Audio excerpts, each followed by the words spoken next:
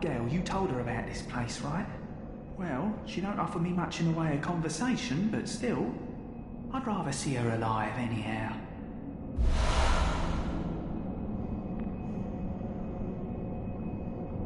If you find any sane survivors, well, send them along to Erdon Chapel, will ya?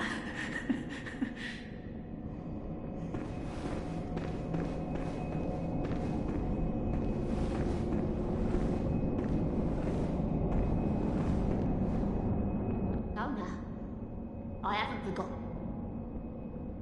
Do you think I owe you something? Well, that's a fine lark, I'd say. This whole mess that Yarnham's in is all your fault. Stupidity outsiders. Our blood's ruined, tainted by your ilk. Don't you come near me. You.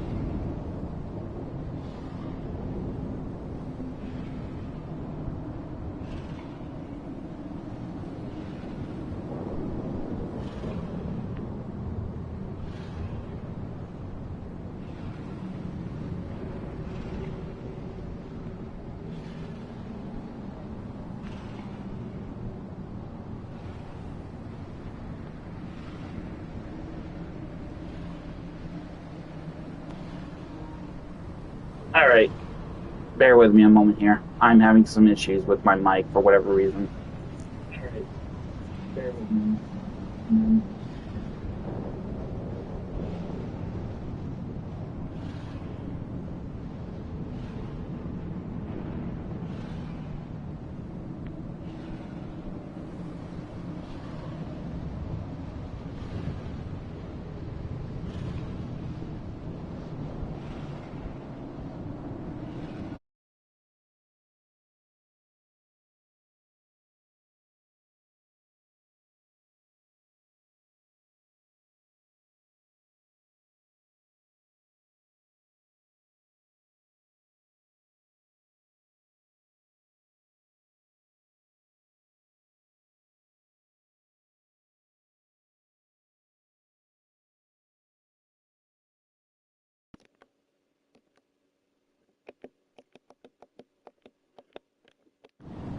Okay, I think I fixed it now. I think I fixed it. Okay, Can you hear me now, dear? I think I fixed it. Can you hear me now? I think I fixed it. I hope I fixed it. I think I fixed it. Alright, it looks like I have. I gotta tinker with this a little bit. Well, that's kind of funny because I explained everything that I was explaining. Well, yeah, pretty much, we pretty much did a live stream of the game previously, and I guess, I don't know, something must have triggered with the thing, so that's kind of weird now.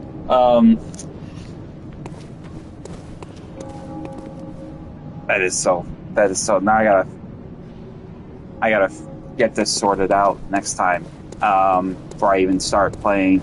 I thought I had it sorted evenly, so. Well, alright, yeah. Well, I guess I'll probably have to run through the whole shtick again, so, but yeah, I, pretty much did, I guess I'll have to run through the whole shtick again. Wow, I feel like an absolute dope now, because I normally would never make that mistake. So, let me run this back a little bit here.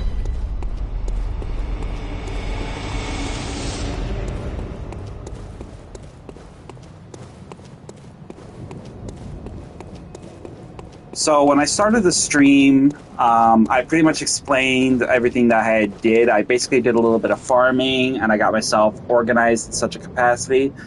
Welcome, Jem. A pleasure. How you doing? Welcome to the stream. I pretty much conducted the stream accordingly. I actually did a little bit of farming prior to the game's pretty much conclusion. I got myself up there pretty good. I used the echoes that I priored earlier in the stream. If you'll have to wind it back, maybe, I don't know, give or take 15, 20 minutes. And basically correlated it in such a way that I was able to get the Master Chief emblem and the Chief Hunter emblem, to basically do that. Now, obviously, I had pretty much gone through the measure of going through this sequence of dispatching the pig down here. The child we sent, Gascoigne's daughter, we sent from her house to the...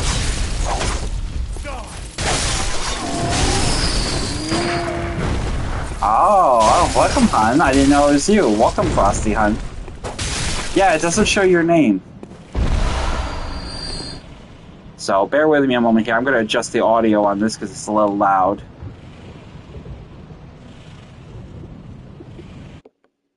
So, bear with me a moment here. I'm still here.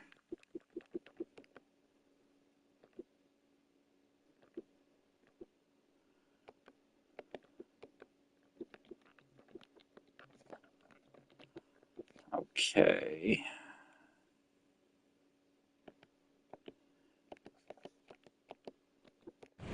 Okay, I think we got it pretty even good.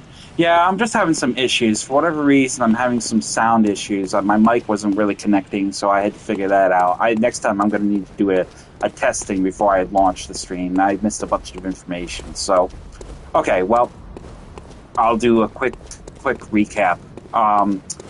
when we concluded the last playthrough, I basically did a little bit of farming and I got some echoes. Obviously, when you get those echoes, if you wind the stream back, you'll find that I purchased the Hunter Chief, or Chief Hunter emblem, whatever it's called. I have it in my inventory here. So when you get into the game, you want to probably go about purchasing that, the Hunter Chief emblem right there. That'll enable you to unlock the gate at the upper parts of Cathedral Ward. Not Upper Cathedral Ward, but Cathedral Ward nonetheless. That gate, you saw it. Pretty much at that point, you want to come back down here and you want to kill the pig down here. Now, if you recall, I had gone through the quest line of sending all of the survivors to either Odin Chapel or Yosefka's Clinic. In this playthrough, we're going to send them all to Odin Chapel. Unfortunately, Gascoigne's daughter did not make it to Odin Chapel. This pig ate her and killed her. So, what you want to do is just go ahead and kill the pig. And easy enough, once you kill the pig, the little item he will drop will be the, where is it? Ah, here it is. The messenger, the bloody messenger ribbon. Obviously, this belonged to the little girl, but now you have it as a collectible and also a kind of aesthetic piece. You can put on your little ghoul friends, the messengers.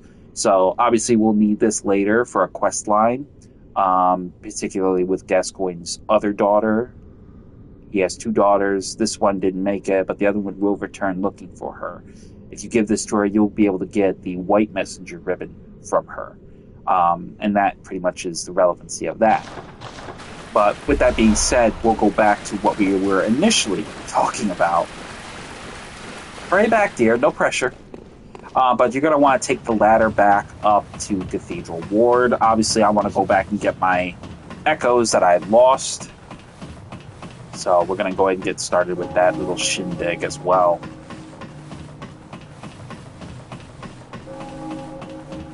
I truly do apologize for that. I didn't realize my mic was muted. I absolutely would normally know if that was the case, but unfortunately, since I lost the plot here.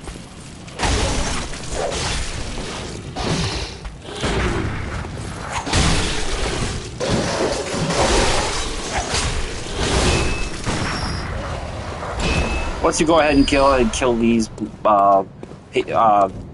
beast villagers, and head on through to the Odin tomb of Odin,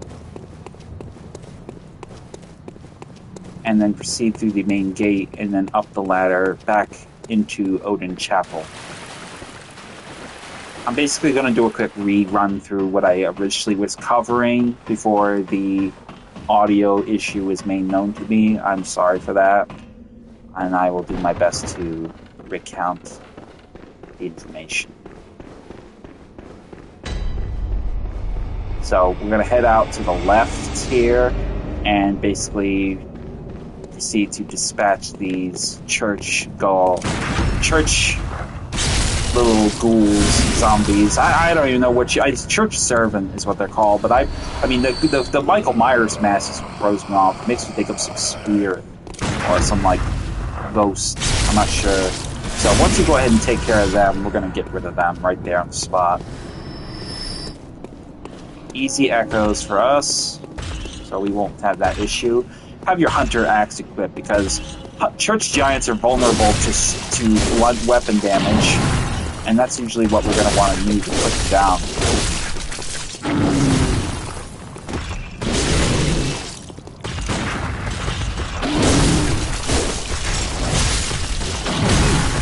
Ooh, hello.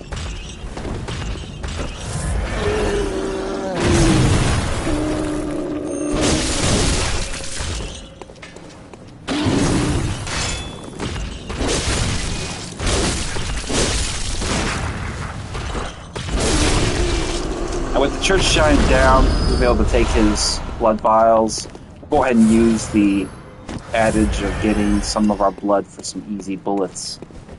Go back to your threaded cane, and we're going to go ahead and walk over here and get this little big bastard out of our way fast.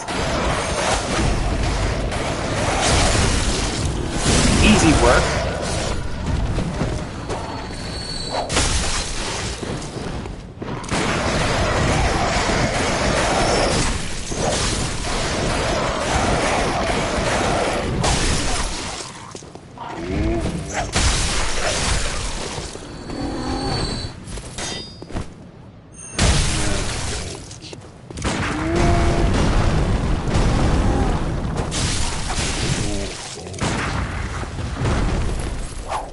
Bam! Alright, there we go.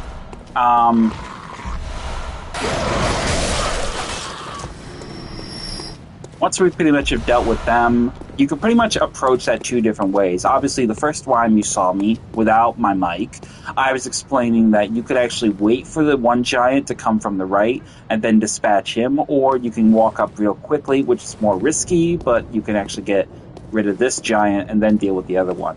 The other one is a little bit more dangerous because obviously, as you can see, he had a giant, huge, colossal statue for a weapon, not a tree trunk like he usually would. And then pretty much that is the case with that. Now, what I was explaining before is over here, as you saw earlier, I'll use the monocular. The monocular also, when you get that, you can use that as a scouting tool or you can use it as a sniping tool, depending on if you have the right pistol or gun for the job. But this is pretty handy for like scouting ahead. So what you saw over there was what we call a nightmare. Now, nightmares are little tiny little critters, but if you can catch them before they manage to teleport away, you can kill them pretty easy.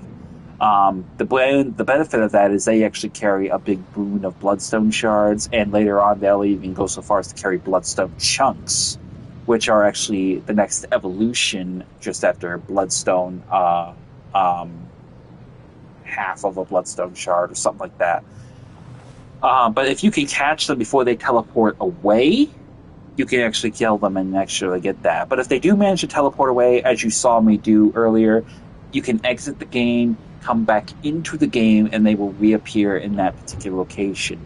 Obviously, without the adage of the church giant. Now, this church giant is rather dangerous, and I wanted to stress that because it was kind of trying to chase after the nightmare without being killed by the church giant is very risky because you're trying to avoid that huge damn mace of his, the ball and chain, which is a real pain in the ass because he has such a huge swing with it. The biggest thing you need to worry yourselves with is getting caught in that 3-4 swing attack that he does.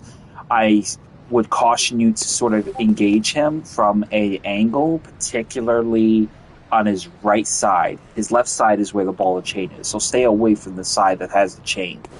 And then basically just whittle him down. It's kind of difficult to explain unless you see it, so I'm going to try to get him again. But here we go.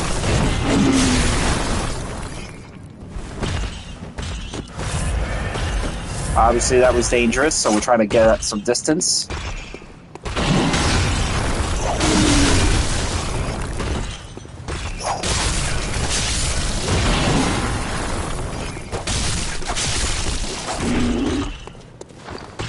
Definitely want to do my hunter axe because that's got more oomph to it than this thing. Gotta back up.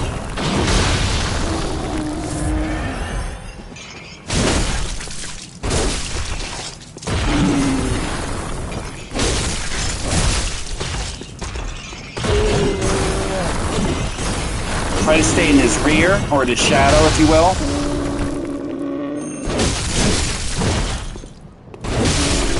And that's it.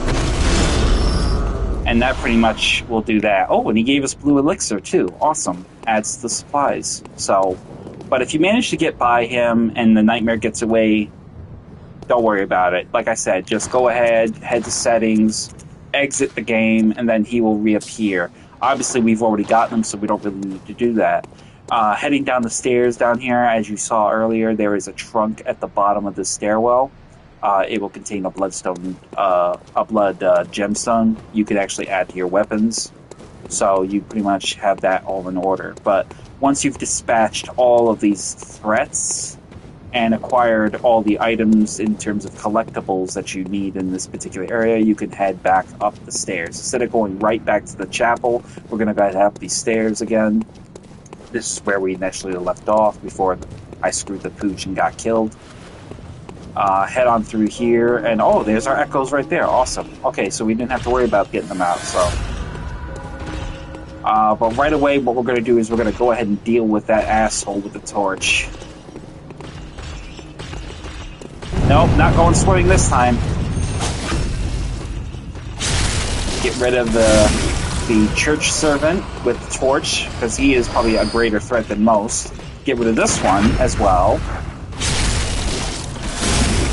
And that will take care of that issue. I know, you're a jinx, you know? I think sometimes you enjoy jinxing Frosty Gun. Go ahead and get rid of this freaking pro. Over here on this body, you'll find thick cold blood at a level 4. So we're going to go ahead and bust that. Take that advantage of that. And now we are ready to engage the church giants. We do not want to do these 2 at a time. We want to do them 1 at a time. 2 at one time is too dangerous unless you're up there in strength. Yes, you. Innocent little you, of course. Go ahead and bust that thick cold blood we also got over here. Get your hunter axe ready. And pretty much go about taking down this first one over here first.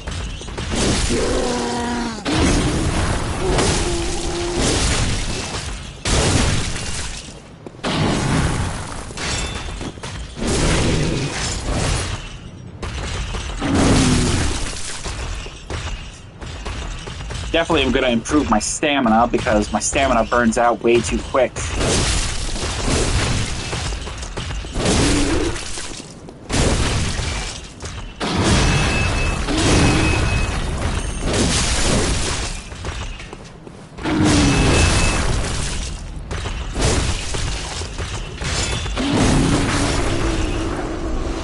Once you have that, grab the Madman's Knowledge. I think there's about 2 or 3 of them over here that have Madman's Knowledge on their bodies. So there's 1, there's 2. I'm pretty sure one of these 2 will have 3. There's 3. And we're going to go ahead and get rid of this church giant next.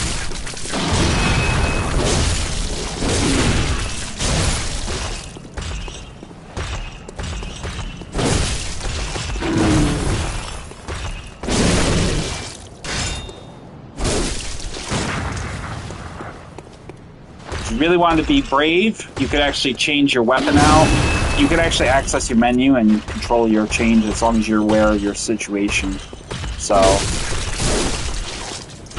and with that said, we're going to go ahead and just burn this fucker if we can.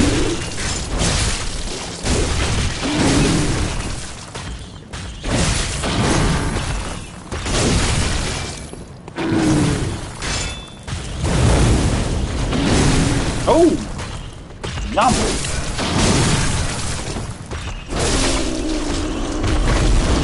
Done. And he will drop a Bloodstone shard, so that's good. Over here... Oh, we have another Madman's also. I was right, it was 4. Nope, 5. Okay, I was surprisingly wrong. Okay. But once you have all 5 Madman's Knowledge, we're going to go ahead and bust them all and get all the insight added to our insight meter. We'll also take advantage of having the... We don't have any more blood echoes, so that's a good thing. But we will change our weapon, though. We're going to go with the blunderbuss. And we're going to head about over here. I just want to make sure there's no other items we need to grab here. Doesn't look like it. Great. Now, as you see, there is a few places we can go. Back here, through the passage we took, there is actually a stairwell leading down behind this small outcropping of buildings. That's actually a few things we can get over there. This is another path we can take, but unfortunately there is an ambush of enemies waiting at the end. They do not know we are here, so we're going to keep it that way. So instead what we're going to do is we're going to head out through this way, and I think we can only access the store from the other side. Yep, it's closed on the other side, so we're going to actually... We're going to go down the stairs and take that side area. Now, there are going to be a significant number of threats coming through this area in the form of villagers, as well as a few other beasts, a beast villager and a rifleman. So we're going to go ahead and take this route. On the body here, you'll find a new collectible and sub-weapon in the form of poison knives. These will be handy for a threat in the future. So we're going to have those handy for that particular job. With that being said, we're going to be very slow because there's going to be a threat here on the right. wait to ambush us. We'll grab the blood vials from him, and we'll also grab some easy blood bullets from our blood. And here comes another body in the form of a villager and a rifleman. A beast villager and a rifleman. He's going to have a plow. That is going to be a threat. We need to get rid of that fast because that does a lot of damage. That's almost as strong as the patient, the spear.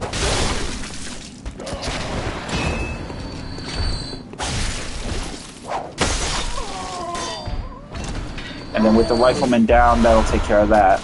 However, we'll have another threat in the form of this guy coming up, who is actually unconscious playing possum over there. There's a rifleman further ahead, so we're going to wait until we get a break in that activity. But back here in this corner, you'll find another outfit in the form of the black church attire. Now, the black church attire is, as it says, a church outfit, particularly for the Church of the Healing Church. These guys are kind of zealotry in their nature, but they pretty much are reputable to that one thing. So their main stat base is pretty much organized into thrust, blood defense, arcane, fire, and bolts, particularly in that respect. But the real boon of this outfit is marginally in protection against slow poison. Now, you get the same result of protection of poison from Gascoigne, so it kind of goes without saying. Gascoigne is probably the third classy outfit to get that will protect you from poison. The black church attire is second best, but the main best is the white church attire, which we will find later on, and we will need it for a threat that we will have to contend with. But for right now, we're going to stick with our traditional hunter attire. Pretty much in that fashion. And there's a few things we will talk about here. Here we have another... We've the deepest gratitude for the church and all they do for us. The deepest, widest gratitude. Yes. Yes. A little squirrely, this girl is. You pretty much can tell. So, Healing Church has got any number of patrons that are kind of a bit have lost their marbles a bit, but yeah, they're pretty much in that tie grade. So, but here you'll have two windows, well, specifically a window and a door. The door features a villager. Oh my, what a queer scent. But I'd take it over the stench of blood and beasts any day. What is it then? I'm off during hunt, so if that's what you're here for, I'll leave you to your own devices. If that doesn't do it, come back in the morning, darling. So she's pretty much a courtesan, but the cool thing is actually these are two people you can rescue. So, here's another one. Here, are you? Well, an outsider who's come to join the hunt? What a pathetic idea. You what? What, you think I'm a beast? Well, maybe I think you're a beast. And step away from my castle. Oh, enough of you. What, you think this is funny? Well, I certainly don't, so be gone with you. I'll have nothing to do with your beast stunts. Oh, enough with you already. So pretty much, the unique thing about these two characters is this one, I'm not sure what his name is, I forget his name, but basically everything he says is, everything you suggest to him, he follows the opposite. Everything he says, he pretty much means the opposite. So if he says, stay away from this one, he's actually encouraging you to go to that one. If you tell him to go to Odin Chapel, he'll go to Yosef's clinic. So you want to be very careful about how you engage him and how you direct him. So if you're going to rescue him, it's suggested to send him to Yosefka's clinic. and then he'll treat it as like, oh, well, I know you're trying to trick me, so I'm just going to go over to Odin Chapel. So when you do get asked if you want to go there, send him to Sufka's clinic, and he'll go to Odin Chapel. If you want to do the other playthrough, which is basically what we're going to do next time, we're going to send him to Sufka's clinic. But he's a squirrely one. He chooses the opposite of whatever you suggest. So, yeah, very trustworthy guy. Kind of like he doesn't have any trust, and I think that's just quite sad. But then again, he's probably paranoid or just an old bat. So, well, first thing we're gonna do is we're gonna talk to the courtesan girl again. I'm off during her. Well, we can't really send them, actually. I forgot. We can't really send them until the sun goes down. Technically, the sun is still up, so when the sun comes back down, we can come back here and send them back, and send them when they need to go. So what we're going to do is pretty much head in that direction. Now, as you can see in the distance there, we have a guy with a rifle. He will try to intercept us, so we're going to need to run and dodge most of his shots on the way there. And pretty much once we get there, we'll be able to do that business of just getting away from him. Over here, we have another door. Praise you. Praise the old damn church. And best of luck hunting. Best luck of all. Kind of a screwball. Another screwball. So we're going to get the saw spear handy because that's what's going to help us with these guys. So run, dodge, run, found you. And pretty much right away you're going to find that you'll be...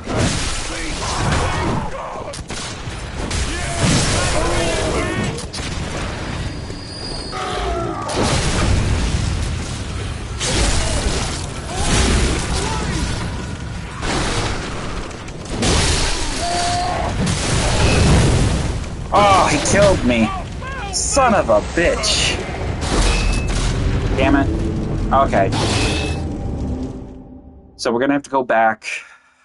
We're gonna have to get our shit back. I thought I would be able to get the better... I didn't expect to get knocked into a corner like that. So, but that's what happens when you get fucking bum rushed. I should have probably stuck with my threaded canes, but I shouldn't have went with the saw spear. Yeah, so we're going to go back and get it back. It's okay. Not a big deal. Like I said, when you play this game, you're going to die a lot. It's important, though, that you don't die until you get your echoes back. Because you're going to be needing that shit. I mean, that's 18,000 echoes. That's big. It's not money, but it is definitely money in the sense that it's going to make you stronger. So you want to get that back as fast as possible. So...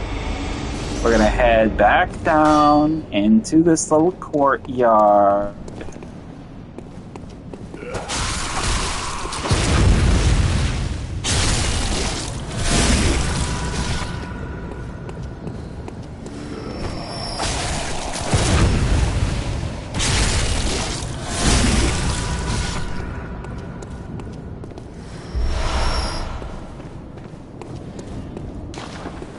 Definitely not going to press my luck. I'm going to book and just avoid the church giant for now.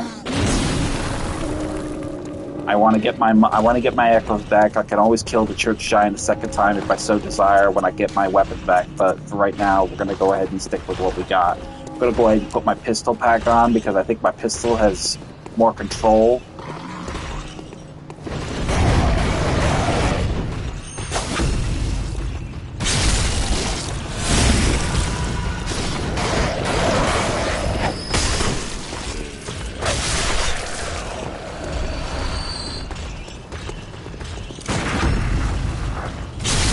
Alright. Good. So right away we got our stuff back in that fashion. Now we just gotta contend with these assholes.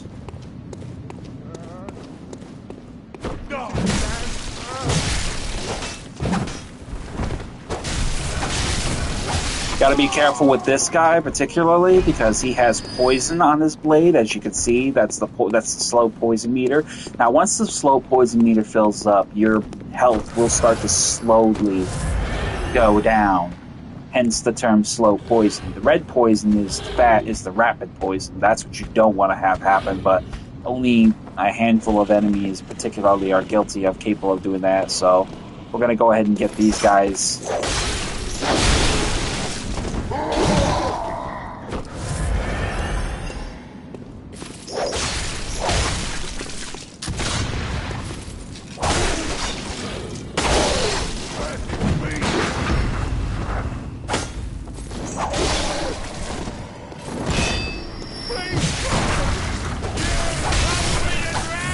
Alright, there we go. I'm definitely going to get my health and my stamina up, though, because that's definitely going to be pretty important if I'm going to have any chance of getting better at dealing with these guys. Over here, you'll find that other guy playing Possum that we had earlier. Once we get rid of him, we can pretty much go about the next part of this.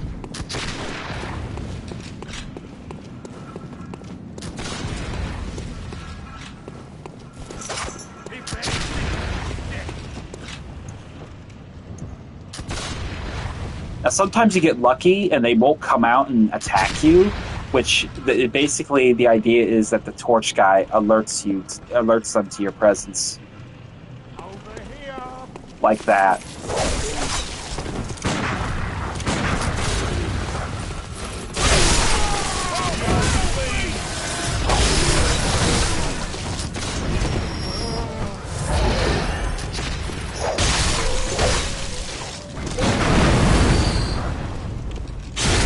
There we go.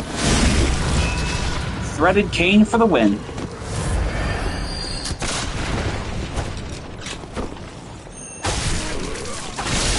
Goodbye, asshole.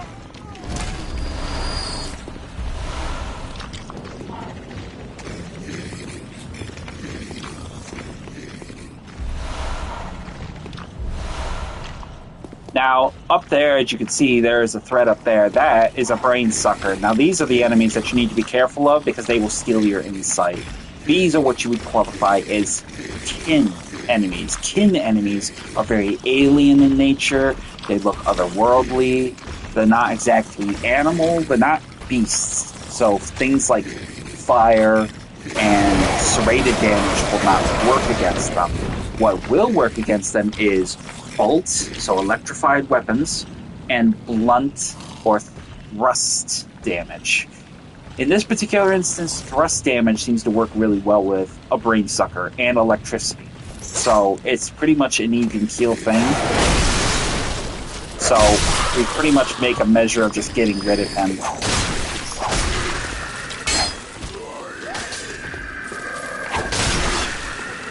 Matter of fact, yeah, as you can see, we did a thrust attack, and the thrust attack killed him instantly. So, pretty much what you want to use is thrust weapons or electricity against brain suckers. They are terribly annoying because they cost you so much resources. But once we pretty much have dispatched that and got our echoes back, we're going to head back the way we came. Do not worry about the items up there. We will get them from the brain sucker and his little butt buddy crow that was there. But down here at the base of the stairs, when we had to rush past so we didn't get shot, over here in the corner you'll find more poison knives, which we have a surplus now, and that's gone into our storage. Good.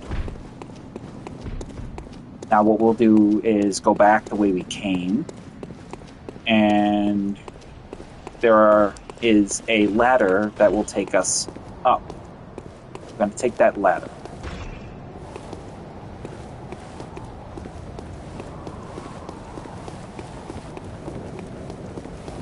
At the top of the ladder, we'll be on a overview, a tower kind of overlooking the courtyard down below. Obviously, we have our church giant friends back. That's obvious enough.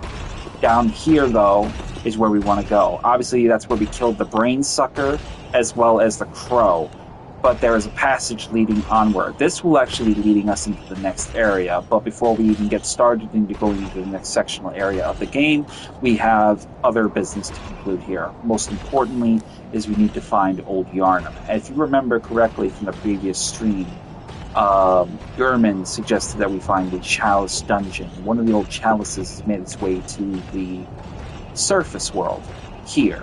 Yarnham, but it has been lost in the old hamlet, which is Old Yarnham. It is now only home to beasts, if you recall what I'm saying, so that is going to be our next destination, because that is going to open up the way for us to get into the Chalice dungeons now. But where do we go? How do we find it? We're going to go find it right now, after we finish our sweep of Cathedral Ward. So here we have another note. A watchman of Bergenworth guards the gate with a password, the sacred adage of the Grand Cathedral, which is basically that path where I said we were going to go. That is our way forward into the next area of the game. Where we're going right now is just an optional area, but it is a relevant area nonetheless, so we're still going to do it regardless. But that is objectively where we want to go, is the way to Bergenworth. That's our destination, is the Bergenworth School. Once you drop down from the tower to that outcropping and then further down onto these roofs, you'll find that there is a path leading forward. This is the area, this is the gate that was initially locked off to us by the switch, which is, I believe, right there. There it is. But to get to it, we gotta deal with a few threats. Particularly, one is this dog right here.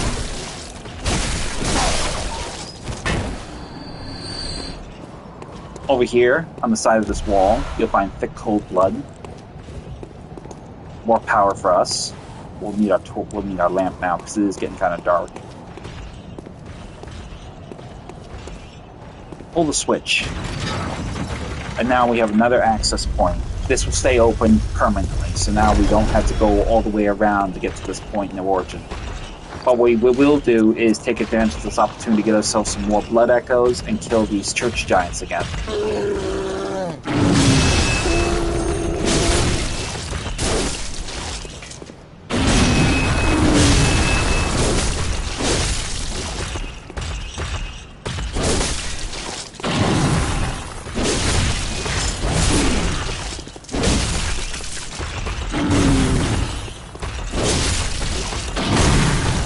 Son of a bitch.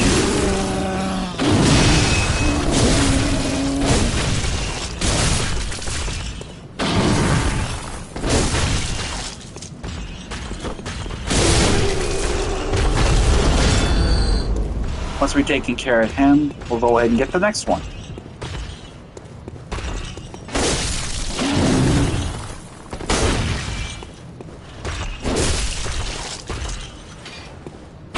I want to see how much damage I can do with the threaded cane. I'm not sure it'll be much, but it may be better than what the Hunter Axe is doing right now.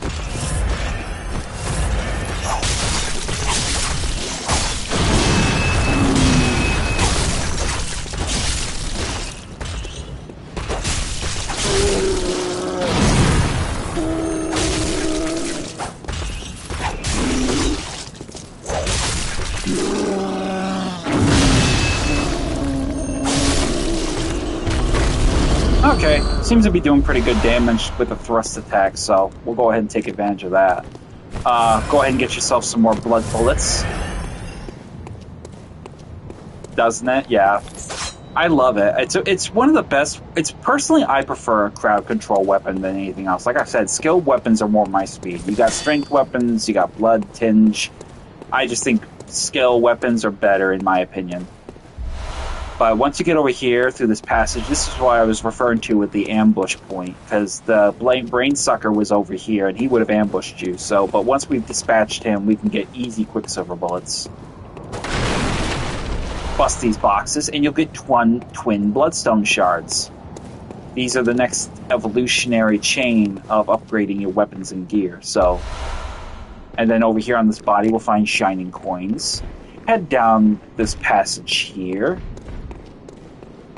On the body in front of you, another tempering blood gemstone. On the body here, antidote for poison, which is relevant for the next area because there will be a lot of poison enemies. Now here is the door that will lead us into the next area of the game.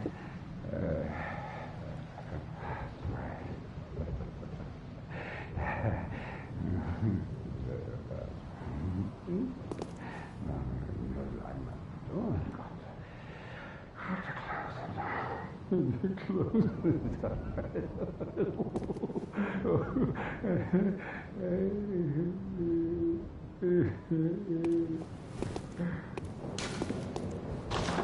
obviously we don't have the password yet. We need to find the password by progressing further along with the main area of the game. Odin Chapel is pretty much where we're at, but we need to get to the Grand Cathedral. The Grand Cathedral is where the password is. But we still have business to deal with Old Yarnham. So before we get to the Grand Cathedral, which is actually in this direction at the top of these stairs. That giant church here at the top of the stairs is basically where we want to go. That's where our password is going to be. But we're not going to worry too much about it. Get rid of these church servants, because they basically just roam the area in a clockwork pattern. In a very clockwise pattern. So we want to get rid of them so they don't bother us anymore. There's also a church giant at the top, but we're not going to deal with him. We're going to avoid him because we got other business. Now that we've opened up this path, now we have a small stairwell leading in this direction.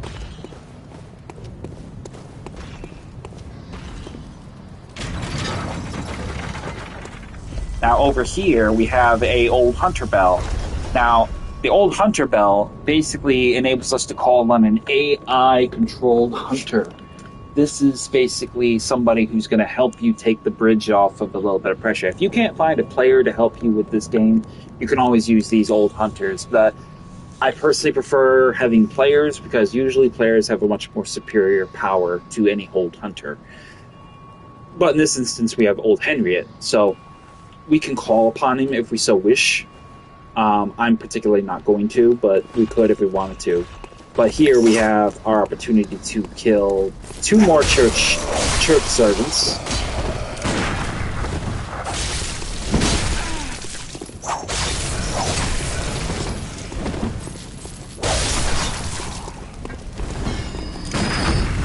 Get rid of the church servants. And that will be pretty much piece of cake there.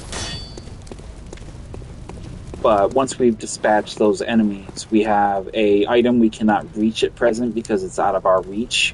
We have a ways to go before we even gain access to being able to get that item. But what we can do is climb this ladder, which will take us to a hidden area with additional items we can acquire. So climb the ladder, and in the center of this alcove, we will have Numbing Mist. Now, Numbing Mist is for PvP. What does Numbing Mist do? Well, Numbing Mist basically is a sort of holy water, but it prevents players and certain enemies from healing. So it's kind of handy for the boss fight ahead, but arguably it is predominantly used to fight other players. Players will use blood vials, much like you do, to heal yourself. But if you use Numbing Mist and throw it as a projectile, they can't use it for a set number, I think 20 seconds, give or take. Handy for those instances if you're looking to really rock someone's day and not let them heal. But once you get that, drop down off the balcony down here, and you will find yourself on the rooftops above this area. Head through the rooftops, and you will find a black messenger hat, another accessory to adorn on your messengers when you get the chance. And heading down the stairs, pretty much you will find yourself dealing with the same threats as you would. Go ahead and dispatch the crow, dispatch the church servant.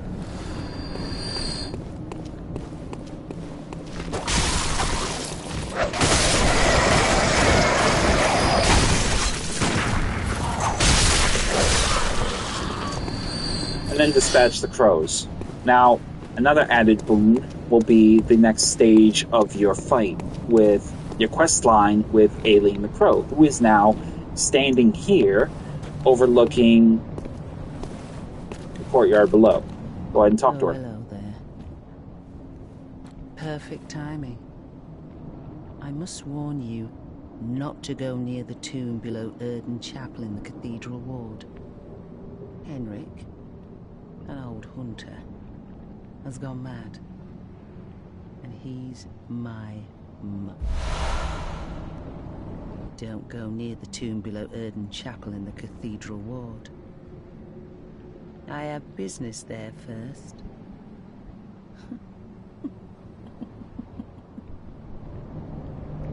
Now, we're winding back the clock a little bit on the quest line with Aileen, and in turn, Gascoigne. Gascoigne's daughter loves, if you recall correctly, the statement she made is that she loved the hunter as much as her mom and dad and granddad. Ironically, Henrik, part of the story of the Bloodborne backstory in the comics, Henrik is actually technically her godfather. Henrik and Gascoigne were partners of the church, and pretty much hunters then in a team of two. It's fine, hon. No worries. You have a good night, hon. I'm glad you came in. But basically, this long story short is Henrik has found out that Gascoigne is dead, that Gascoigne killed his wife, and that Gascoigne's daughter is also dead. Needless to say, this has put Henrik in a very fragile state of mind. So what we're going to do is we're going to help Aileen kill Henrik. This is part of the quest line surrounding him. So in order for us to complete Aileen's quest line, we need to help her kill Henrik. Now, I caution, it's very important you be very careful not to hit Aileen too much in the fight, because if you do, she will turn on you and her quest line will not progress. And unfortunately, that will be unavoidable. You cannot reset it, you cannot go back and redo it over. So unfortunately, we need to do this, and we need to do this right the first time. So what we're going to do is, first things first, is we're going to get ourselves stronger, because this fight with Henrik is going to be nasty. So we're going to head back to the Hunter's Dream. We don't have to worry about her getting too far ahead of us in the fight, but we pretty much can get there and engage Henrik and soften him up. Shortly after we fight Henrik starts, Aileen will show up and immediately provide support. So we're going to go ahead and get ourselves sutured up with power so that we can actually do this business with Henrik. We're going to go ahead and pretty much, we'll go ahead and do, what do we want to do? Probably go with Vitality. 16 for stamina, 16 for stamina, 16 for health. Farewell, good mate. And then pretty much we will have ourselves Satch pretty much pseudoed up with a good scale of that in that capacity, so we are definitely going to want to have poison knives handy, because this will help whittle down his power a little bit. Henrik is going to use particularly two specific weapons. He will use throwing knives by default, and he will also use the Hunter Cleaver. The Saw Cleaver, excuse me. Which is pretty even keel, but he is going to be he's very fast for an old guy, and he's going to be pretty fast on his feet with the engagement. So we're going to go ahead back to Cathedral Ward and go track down Henrik.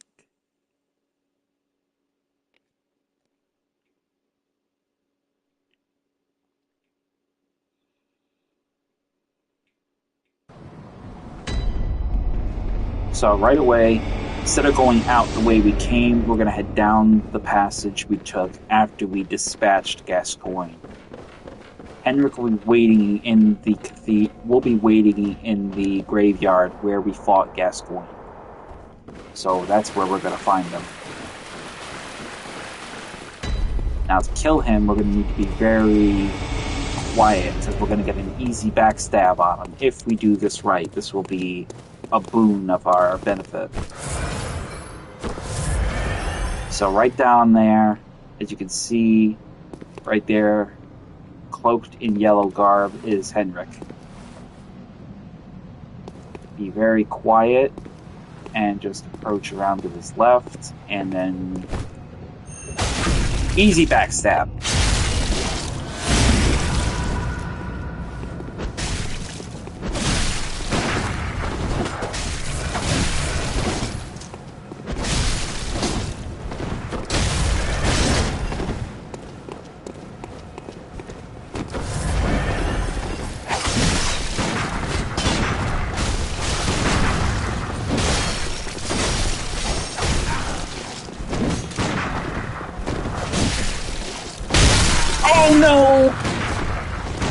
Yikes.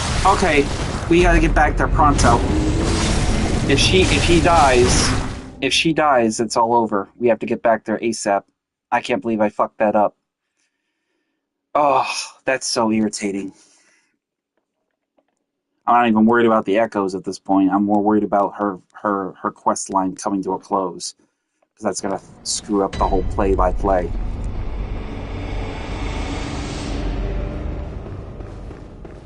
What an asshole. I believe I screwed that up. I had a perfect position and everything. If you do die, don't freak out. Just get yourself back there as fast as you can. She will already be there engaging him.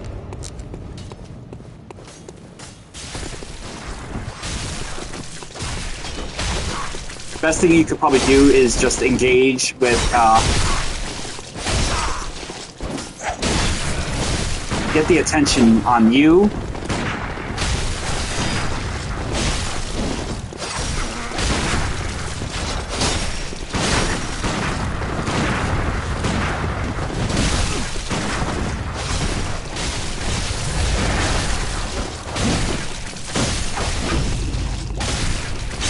He's done.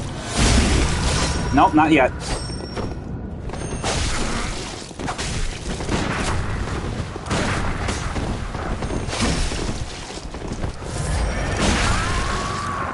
Oh. Got him. By the skin of my teeth. Go ahead and use Yosefka's blood vial just for that particular instance. And with that, we'll get a rune in the form of the air. Now, what the air rune does is basically there's certain elemental runes that gives you additional power. In this particular one, the rune will grant visceral attacks will grant more blood echo. So if you kill an enemy with a visceral attack, more than usual blood echoes will be received. I love using this, particularly in Chalice dungeons when I'm farming for echoes. So, go ahead and have a talk with her. That wasn't necessary of you, but you have my thanks. We made it with our lives. You're not bad at all. I don't know about that, I died. You must have killed Gascoigne as well, then. He was falling apart, I'm sure it had to be done. But try to keep your hands clean. A hunter should hunt beasts. Leave the hunting of hunters to me.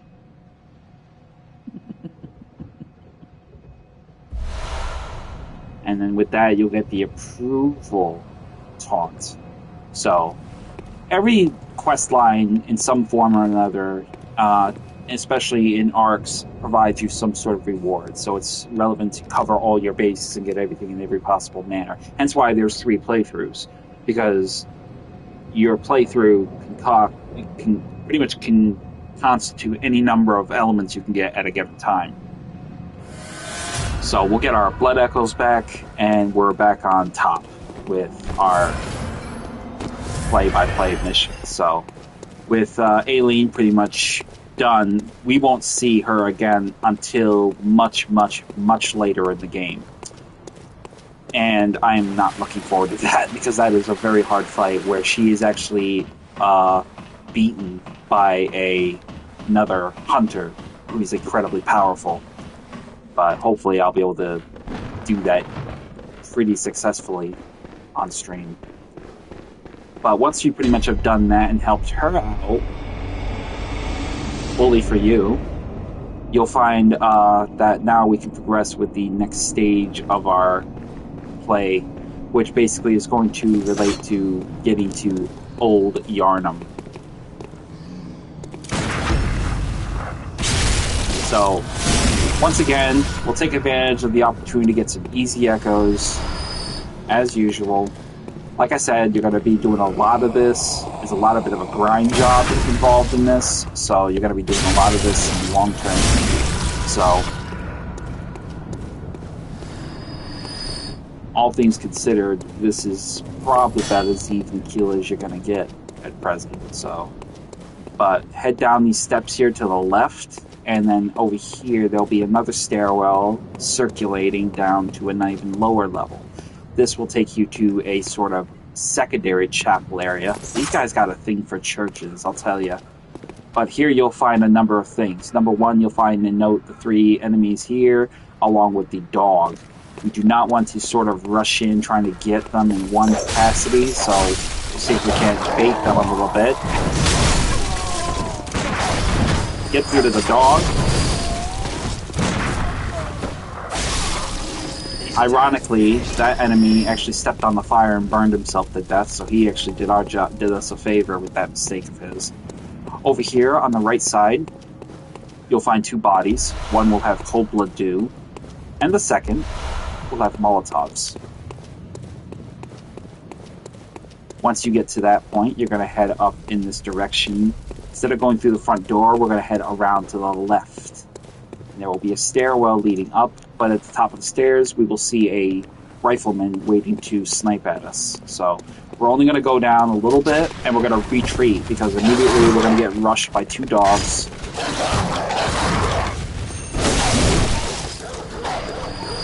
Come on, boy. Come on, lassie. Once we deal with the dogs, now we can focus our full attention on this asshole. Dive roll. And finish him. With that being done, the first stage of that is pretty much concluded. And now we can head through this door that's directly above our destination. We do not want to go out there just yet, because we have another quest line we're about to pick up in the form with Alfred,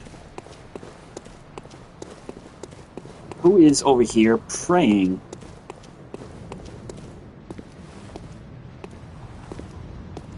You're a beast hunter, aren't you? I knew it. That's precisely how I started out. Oh, beg pardon.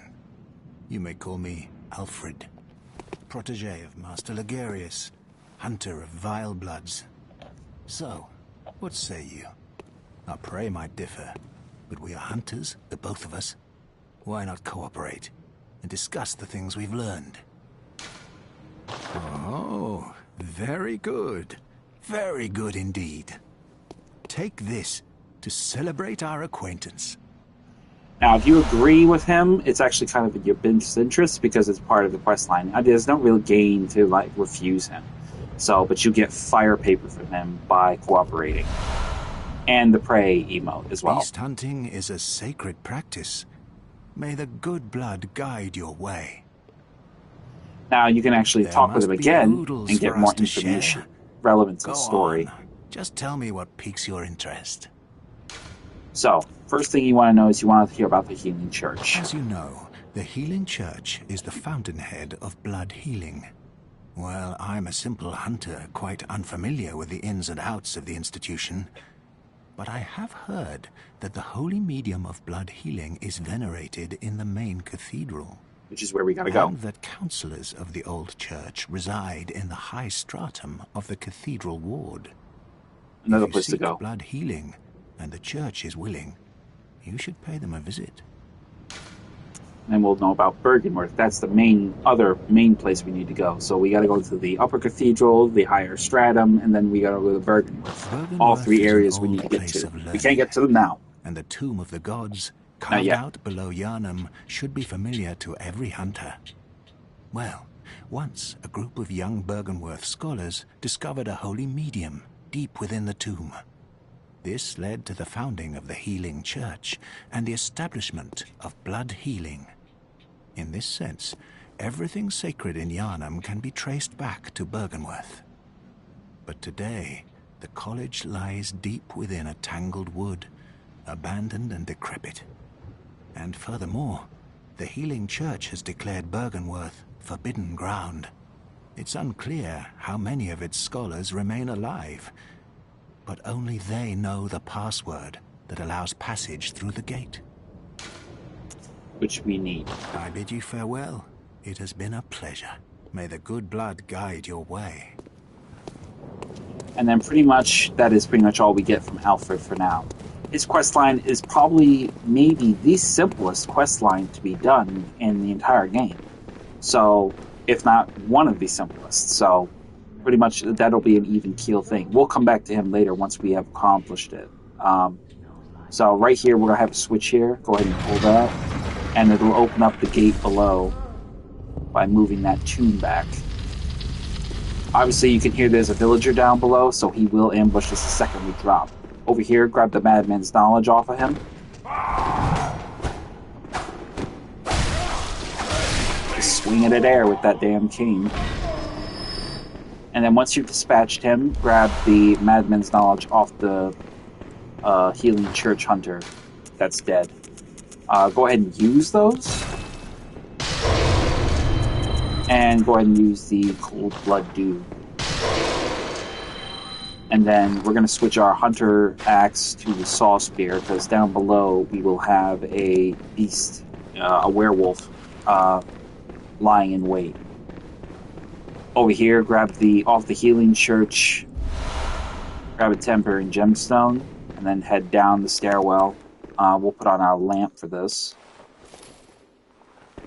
And we'll equip our blunderbuss. Come on, boy. There you go. Good dog.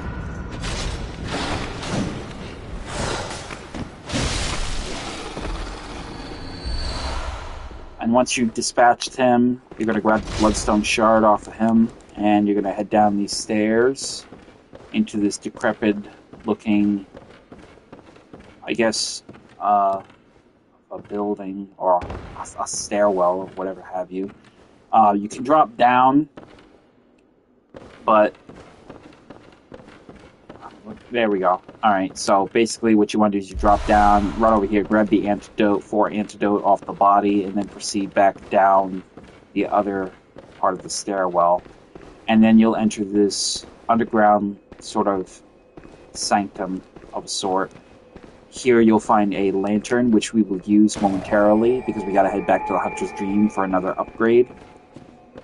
But before we do that, we're gonna smash up these pots and find that there's some bodies down here with some items. Obviously, it goes without saying, the pungent blood cocktail is one thing we're gonna want. And then on top of that, I think that is it. Alright, there we go. So go ahead and take the lantern back to the Hunter's Dream.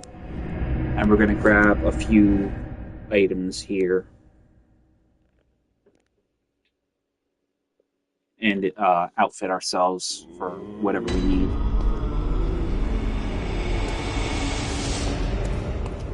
So first things first, we're going to head up here. And we're going to grab some items that we actually have unlocked now.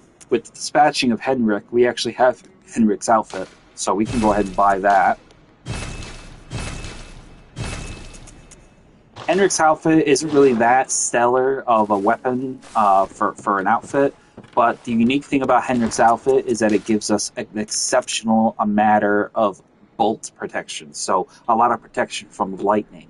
This will prove important and vital in a optional boss fight later on. Boss fight.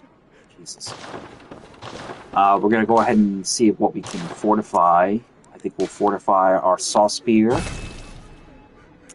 And I think we'll go ahead and fortify our hunter pistol. And our flame sprayer. Because the flame sprayer will become in handy for the future fight we're going to have to deal with. We're going to go ahead and repair our weapons.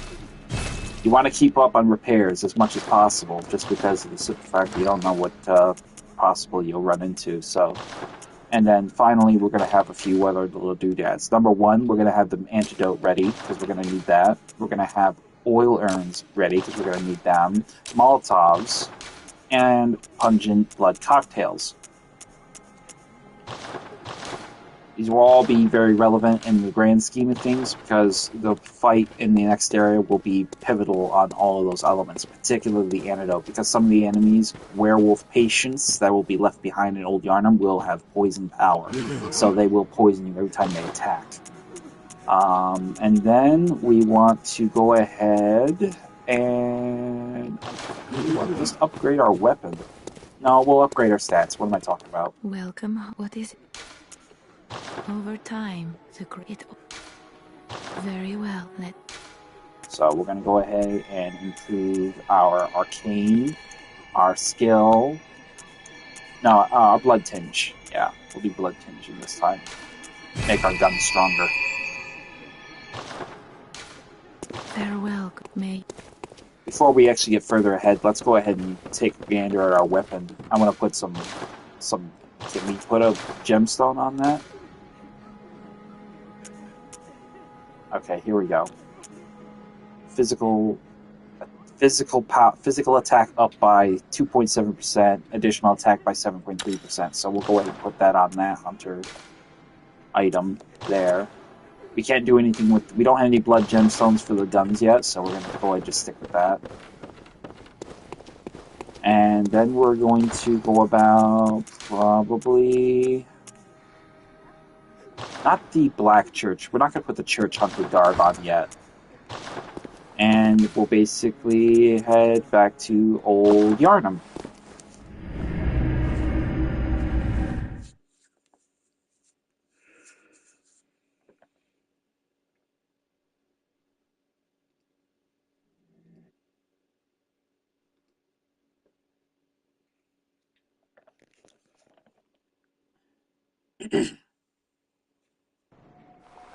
So with that being the case, now we are back in the entry point leading into Old Yarnham. Now this is where we want to go, largely because it's relevant to the fact of where we need to be. So that's pretty much where we're at. So we're going to ditch a few things here, though. We're not going to need the Hunter Blunderbuss. Now, right here on the sign, before you open the door, it says, "This town is long abandoned. Hunters not wanted here." This is in large part due to a hunter that is actually sort of taken a very caretaker role to the beasts of Old Yarnham. The Jiren of the Powder Keg Hunters.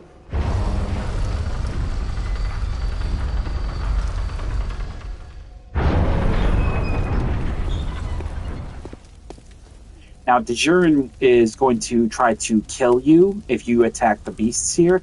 Actually, he'll attack you no matter what. Even if you don't attack the beasts, he'll attack you by coming in this way. So this plays a pivotal point in the scale to the fact of this particular playthrough is where we will approach Dejurin through the Old Yarnham main entrance.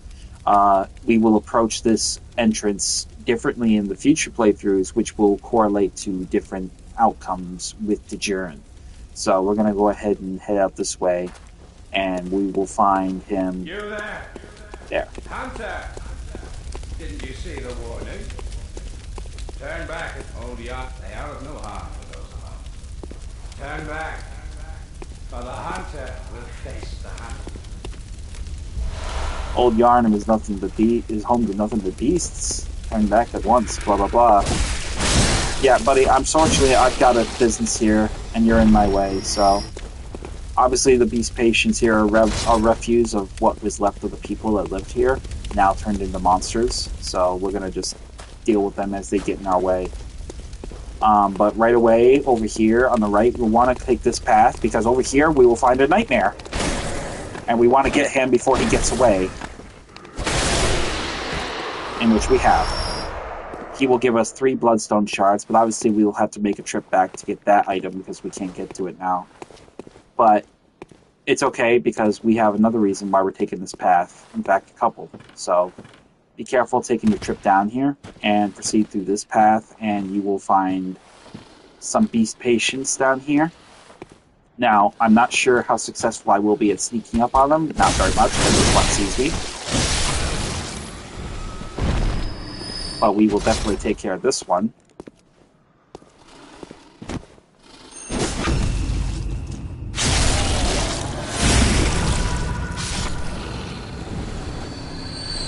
Once we've dispatched them on this body here, we will find a hunter torch. Now, we already have a torch, but the hunter torch gives us an added benefit of power. Because as you can see, the regular torch gives us only 25% fire attack, but the hunter torch gives us double that. It has 50% more durability, and it gives us an additional 3 points of hit damage. So, on top of that, with the arcane element, the star symbol there, it is a D for the regular torch, it's a B for the hunter torch. So from this point forward, we're going to convey to the hunter torch for possible means. The added benefit of the hunter torch in this particular area, or if in this, the hunter torch or the regular torch, it actually makes the beast patients reluctant to attack you. So they're kind of scared of the fire. So they'll have their hands up, guarding themselves, like, oh no, don't hurt us. So that's what we want to have. This door is obviously sealed from the other side. We will have to open it up another way. Why the hell are you sitting down? I swear, I really don't like it when it does that.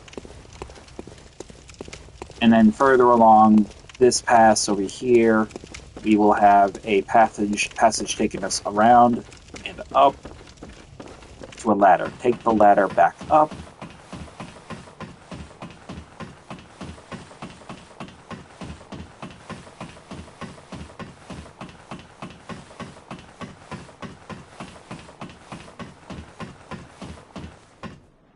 And then on the body here, you'll find Cold Blood Dew.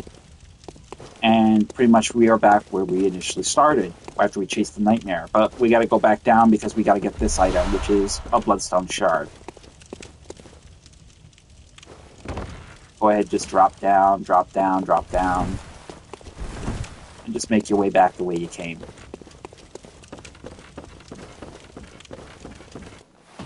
Take the ladder back up.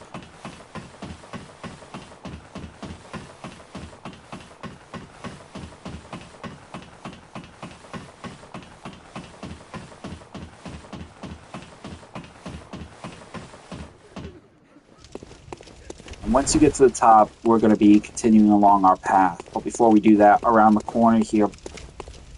I thought there was something here. Oh, my mistake. Disregard.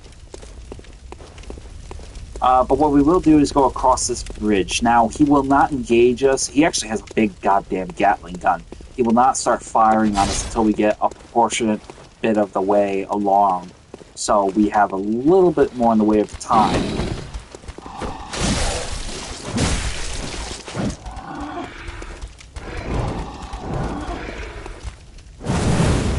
As you can see, the Hunter's torch is actually a pretty handy thing.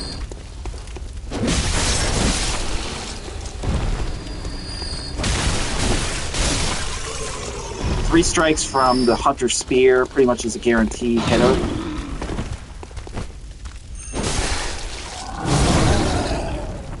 But one solid hit with the R2 button, a heavy attack with the R2 button, as well as a strike with the torch, guaranteed kill. Over here around the corner, you'll find Cold Blood Dew on this corpse, as well as the hunter, as well as the various beast patients around.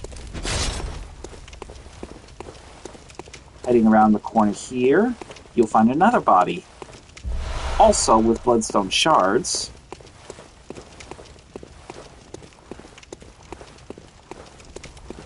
Now this next area down here has a proportionate number of beast patients. There is also an unfortunate bug of a beast patient that is in the ground. Very hard to hit him, but he can hit you. But if you use overhead strikes with the saw spear, you can sometimes get lucky enough to kill him.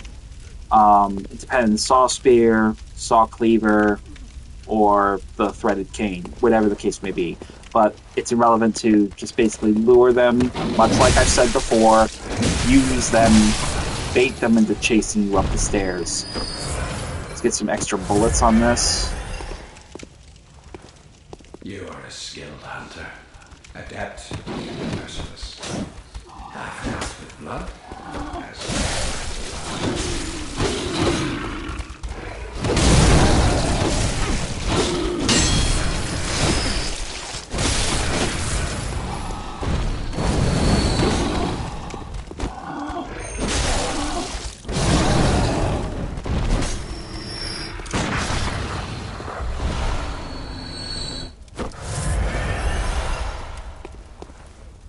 I don't think we have that bug issue right now, this time, thankfully. So, now it's important to note something. As you proceed beyond this point, as you can see, he is there, and he is mounting.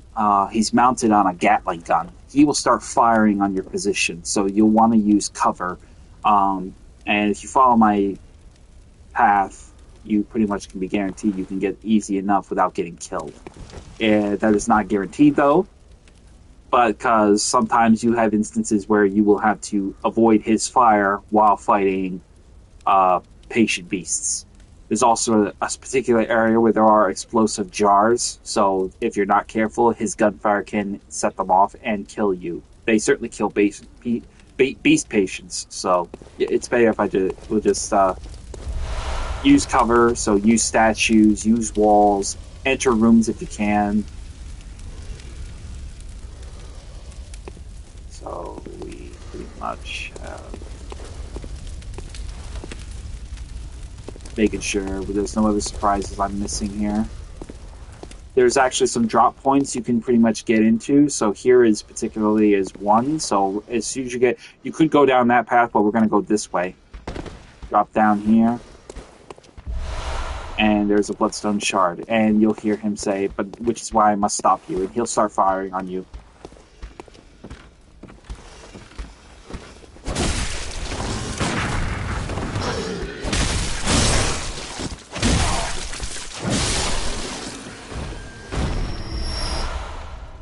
Red-eyed patient demons are poisonous, so bear that in mind. If it has red eyes, it is poisonous.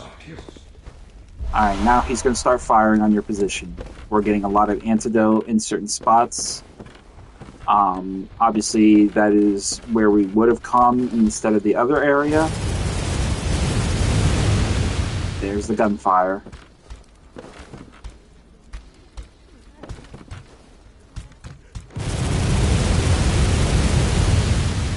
The nature of the powder keg hunters is explosive artillery, so they are cannons, machine guns, explosive barreled weapons. His specialty is the blunderbuss, but is also the stake driver. So here we have an opportunity where he'll blow it up.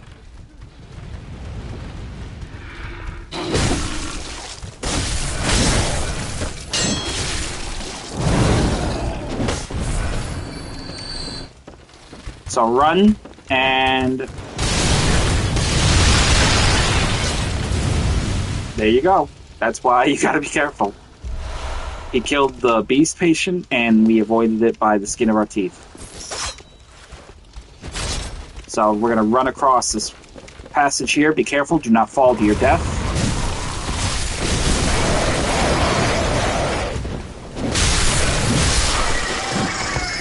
Kill the crows before they can overwhelm you. Grab the bloodstone shards off the body. If they drop anything, grab it off them. And just time your movements. That's all I can say. Time your movements. Head inside this room, but immediately head around the corner to kill the two patients that are here lying in wait. They're pretty much just like crouched down or sleeping. I'm not sure which, but once you go to this point, another one will try to ambush you.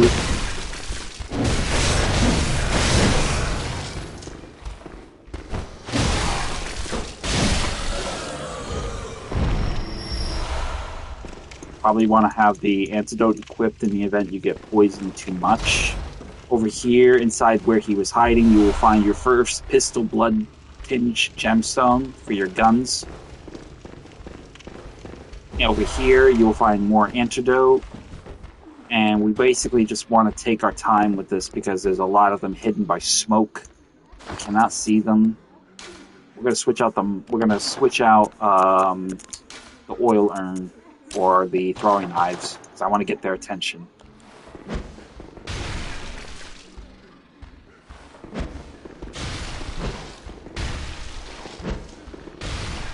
I don't want to try to rush out there unless I need to, because I don't want to get ambushed. I don't want to get overwhelmed.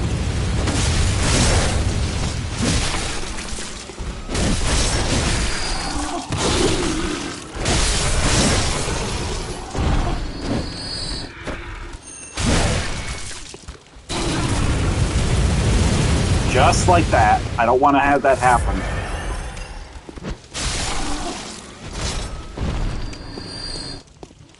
Now, there is an additional threat that we have to contend with, and that is the threat of another hunter that will be at the base of the tower trying to kill us along with his gunfire.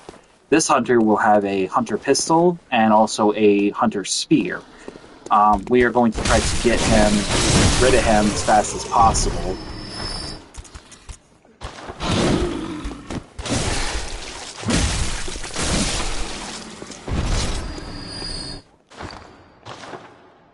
What we want to try to do is the problem with this is we need to get him cornered in such a way that he can't escape, because he will constantly retreat and heal himself. So what I want to try to do is get him here and see if I can't get him to come down here so I can really screw up his day. Before we even get that far, though, I want to get some healing mist. If I can help it, I'm going to try to get him to come after me. There you go, boy. Come get it. Atta boy. Come on. Oh, I missed him. Come on, asshole.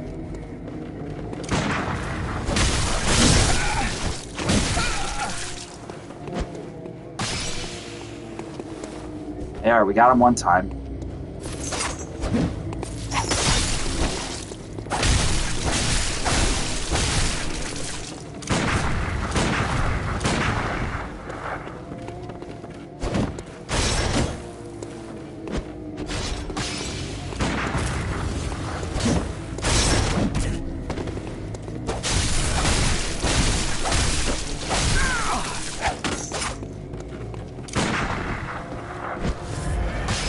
That's what I want to avoid. I don't want him healing.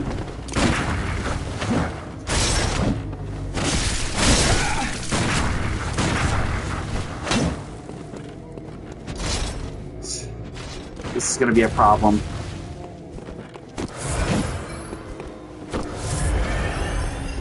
I could try to take him in open ground, but the problem is I'll have to contend with Henrik's determined power.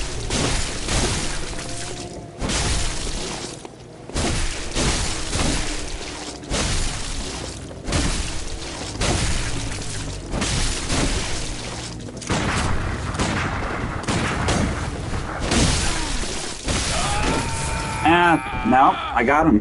Thank goodness.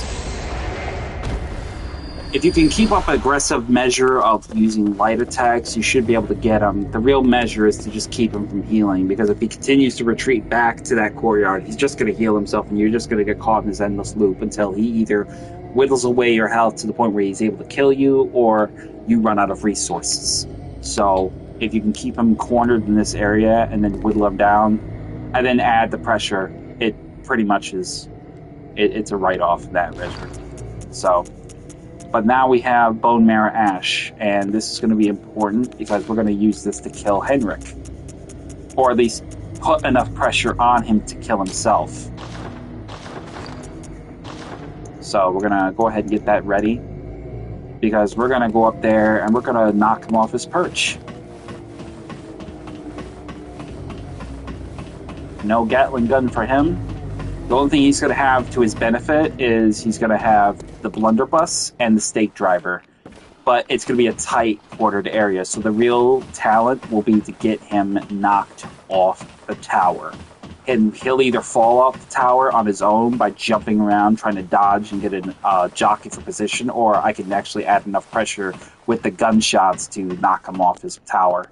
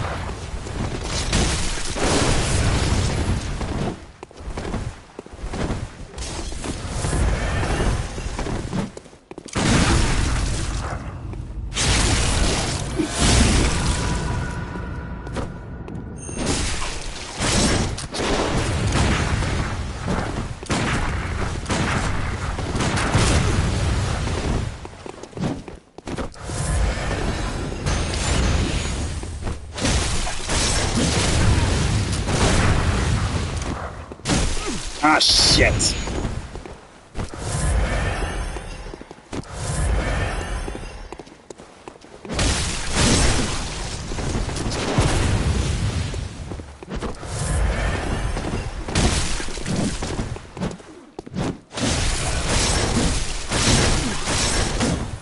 Bye.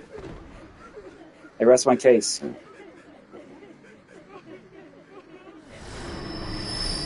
So with Henrik's death, you pretty much...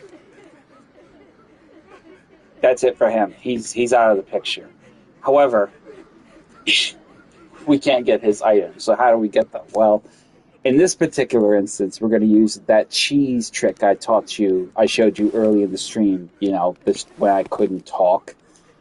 Basically, the cheese trick involves exiting out of the game, which is what we're going to do. And then when we go back into the game and we're in the same spot, Henrik's items will drop at our feet right there at the top of that tower. I gotta admit, that actually had me a bit nervous, because he had me pretty close to death on a couple of times. And normally he's never that aggressive. Usually he's always stupid, and he actually jumps back. He doesn't jump in or at an angle. He jumps back, and he ends up jumping off to his death. So it's kind of ironic. So here at the tip of his Gatling gun, you will find the Powder Keg badge. Now, the Powder Keg Hunter badge will enable you to get Henrik's outfit. It will also enable you to get Henrik's weaponry, particularly the stake driver weapon, which we will get later on. So, but now that we've gotten that, that's one less thing for us to get. So we're going to continue on into this area.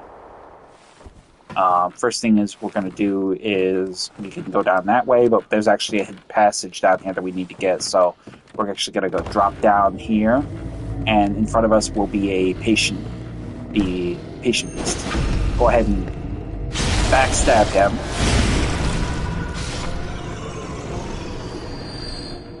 And then up above us, inside this room, there will be a huge cathedral. Now, this is pretty much going to be a nerve-wracking thing for some people, but you kind of need to do this to get some of these items, is beam walk. So, right away, you're going to find that there are a few things we need to get here. Number one is, obviously, there is some stuff here that we can easily drop down and grab, particularly right here. There is actually a beam drop off there, but it's actually more important right down here, because down here we have this item here in question, Cold Blood Dew. And then basically what we're going to do is have to contend with this instance of this mess here of sorts. Trying to figure out exactly how we want to do this. We're actually going to run, we're going to drop down, and we're going to run.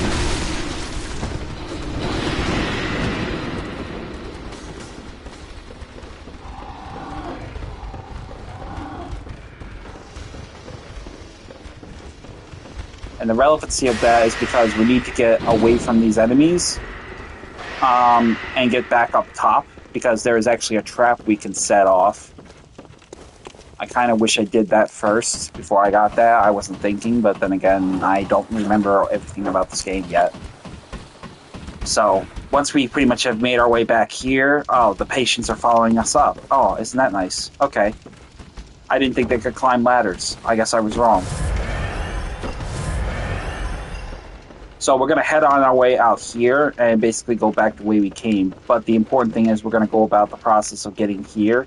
As you can see here, there's an oil drum. What we're going to do is we're going to just knock that down. And that will set up a trap which will kill a couple of them. If we hadn't dropped down there, we would have killed a lot more of them. But, hey, you live and you learn.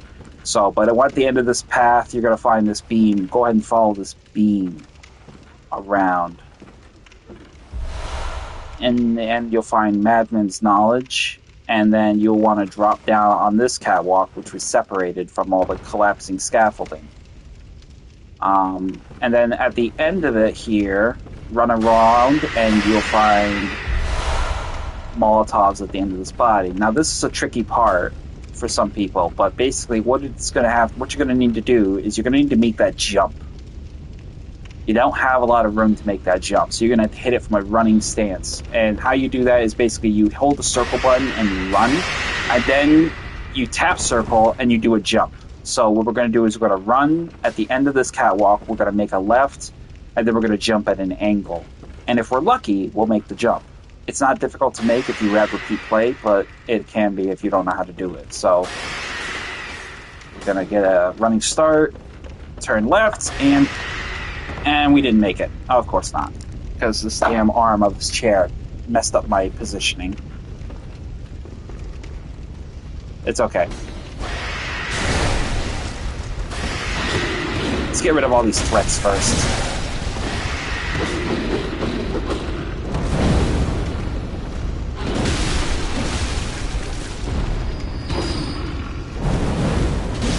I stress again, be careful with these enemies because they are poisonous.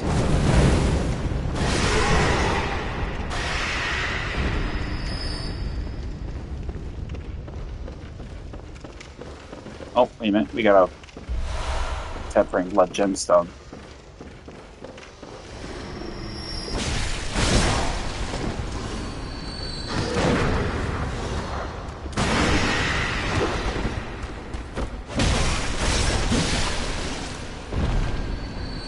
Alright, so we pretty much have that. At the end of this passage over here, we will have bloodstone shards. Go ahead and grab that. And then make your way back up there again.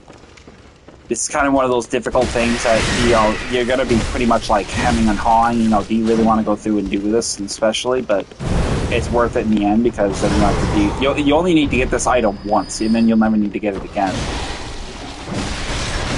It's basically another collectible item that you can adorn on your messengers.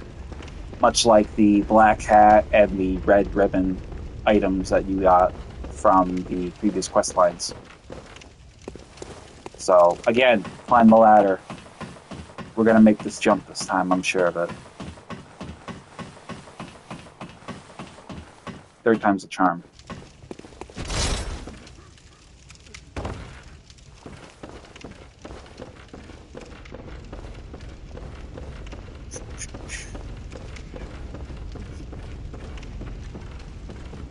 You can also take this path here. It's a little shorter. I'm not particularly fond of it because it's kind of a bit awkward with the drop. Alright, so let's see if we can do this again. Run and jump, and you got it. Bang. At the end of the thing, you'll find the Bloody Messenger head bandage, which is significant to the patients. So we have a new item to put on our messenger.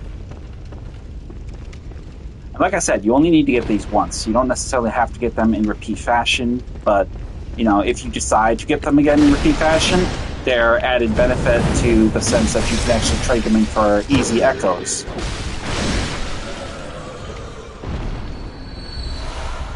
We got Tempering Blood gemstone, which is good. At the back of this one, you have another Madman's Knowledge. As you can see, the fire is pretty much keeping some of them at bay, but pay close attention to the effigy burning, because that is going to be a boss we're going to face. This is one of the bosses I was referring to in the first part of the stream. This is the Blood-Starved Beast. The incredibly dangerous and difficult Blood-Starved Beast. So, unfortunately, we will be facing him for the Chalice section. Chalice. Oh, we got poisoning, so now would be a good time to use that medicine.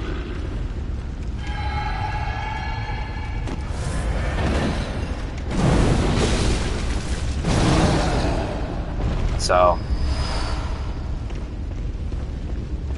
pretty much that will be the kibosh on that business in itself.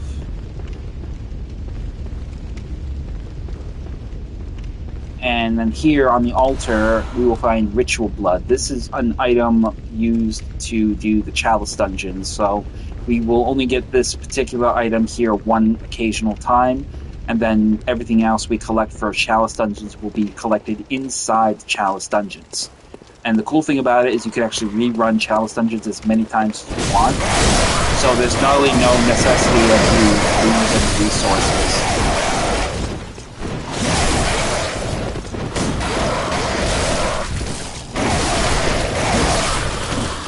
Motherfucker.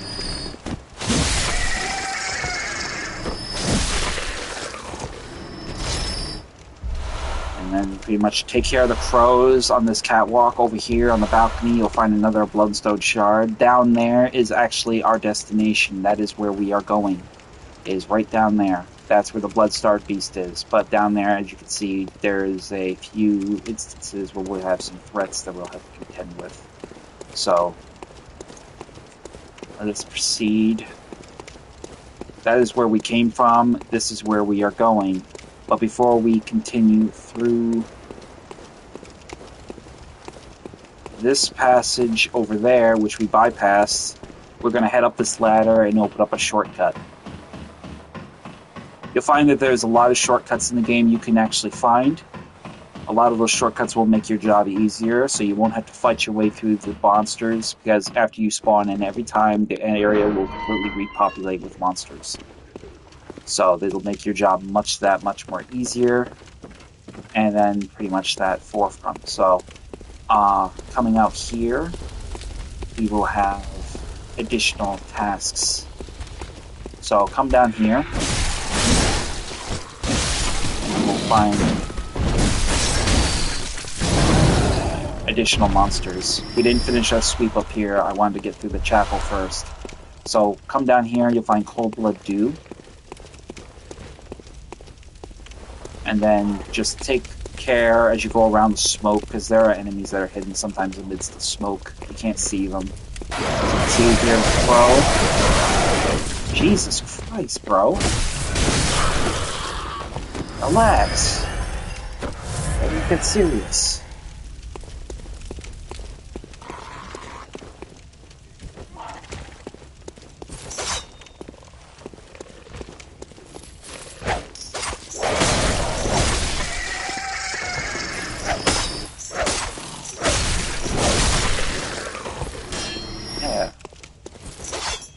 Now, with that being conducted, there's going to be a ladder. The ladder will take you back up to that passage where we avoided earlier, when we were being under fire by that damn Gatling gun. There's nothing of there's nothing of importance up there. But what is important is this drop off here. So we're going to head over here, and there's a bit of a drop down there, so we're going to do this in 3 tiers. First, we're going to do a jumping roll, and that will bring us down to here. And that is pretty much breaks our fall.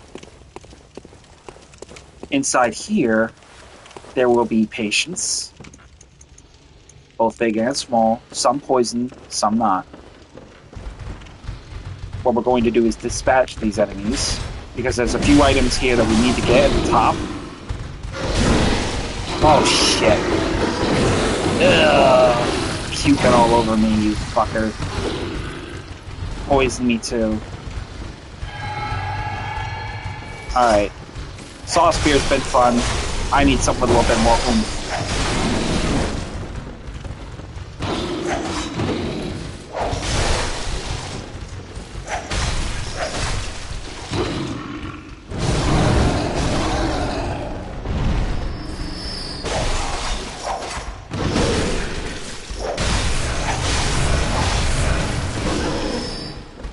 God. Nasty fucker, ain't you?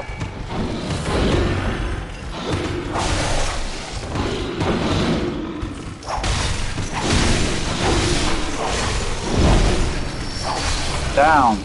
Bad dog.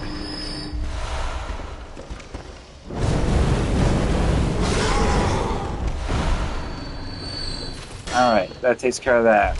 Take the blood vials off the body, along with whatever resources they drop in their death. And then over here there's a chest. Open the chest. Inside you will find another Tempering Blood Gemstone. Ascend up the stairs, and you will find a new outfit as well as a new weapon. One of my other favorite weapons in the game. the Rifle Spear. Rifle Spear is a skill-based weapon, but it is a classic skill-based weapon of the powder kegs. Largely, it's very handy for a skill-based weapon, but the added boon of it is the fact that it is basically a good weapon to use against kin enemies with its thrust attack. Matter of fact, I'll break it out and give it a test. So, as you can see, it's pretty much as it looks. It's a spear. But the unique thing about the spear is it turns into a rifle, as its name intends. So, basically, you can fire this like a blunderbuss, but also use the added benefit of the thrust attack along with it. So, it's one of my other favorites. I would probably put the Rifle Spear in the top 3, if anything. On the ground here, you'll find a note correlating to the red moon hangs low and beasts rule the streets. Are we left no other choice than to burn it all to cinders? This is basically a reference to the burning of Old Yarnham in the comics. And rather than abandon it, Jiren chose to stay behind with much of the powder keg hunters. Over here on the body, you will find the charred hunter outfit. A bit crude of an outfit, but with the added boon that it gives up protection against arcane and thrust attack, but it gives a huge, and bolt, but it gives a huge boon of protection to fire. So, very handy for basic means of protecting yourself from fire. So you get charred hunter gloves, and you get the charred hunter trousers, as well as the charred hunter garb, but there is no hat. So you pretty much can mix match hats with whatever outfit, provided it makes up enough for the absence of protection that it basically provides. So now that we have those items, we can proceed down the ladder that we opened, and I will die.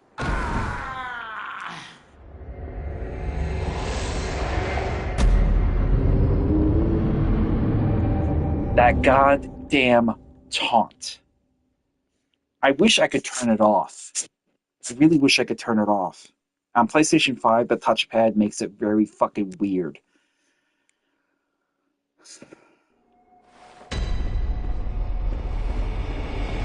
It is what it is. So, we're gonna just get back into the groove. At least we got a resupply, because I was actually hurting for supplies. So I'm kind of glad for that. I'm a little pissed off, though, right now, because that was not supposed to happen. But, you know, whatever. Oh, that's so irritating. I was actually ready to go down the ladder, and then I just ended up freaking doing a taunt, and I just right off the edge of the thing. Oh, that's so sick. Very sick.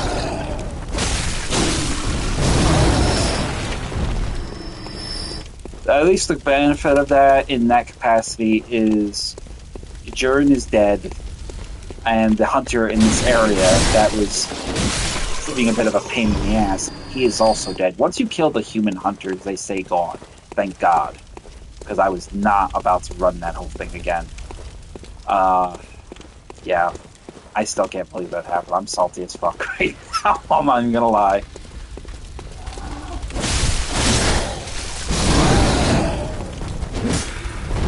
Ah, there's the glitch I was referring to.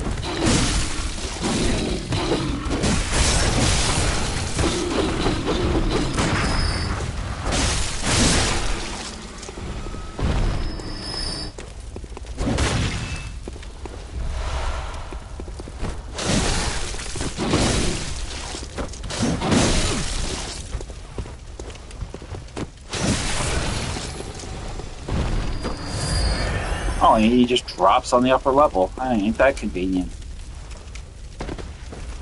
Alright, so we pretty much can go ahead down here now. We don't have to go through all the business of killing all those enemies. I'm not going to do that again. We got what we needed.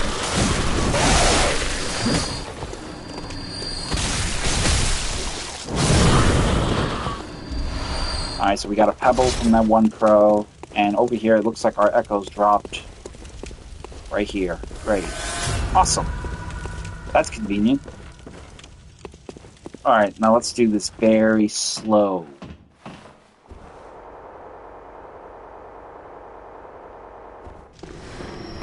fuck for that. Looks like an enemy died. Once we get down here, we're going to head through this archway. And down here, we will find a few things. Number one, there's going to be some threats hidden amidst smoke in the form of patience.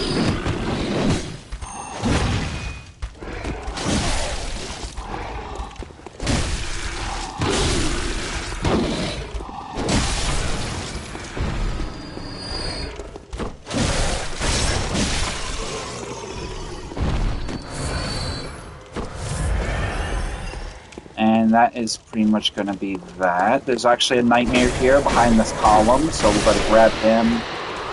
Easy bloodstone shards there. And then further down this path, we will find that this gate has been smashed down, and in this next area, we will encounter a number of werewolves, which we want to... I'm not even going to front over it. I'll get the arcane runestone. I could use the arcane runestone if I had it, but we got to go through another area to get to it, so we can use that new rune that we unlocked. Go ahead and do a visceral attack and get rid of this werewolf. Easy work. Another bloodstone shard for our trouble. There is an item further down this path. There is a gate here that is sealed. It is operated from the other side, but on the other side is actually another boss we will encounter later in the game. Grab the bloodstone shards off the corpse, and then head back through and right, past the two werewolves we've already dispatched. First things first, we're going to dispatch this one werewolf that's going to come busting out of this door here.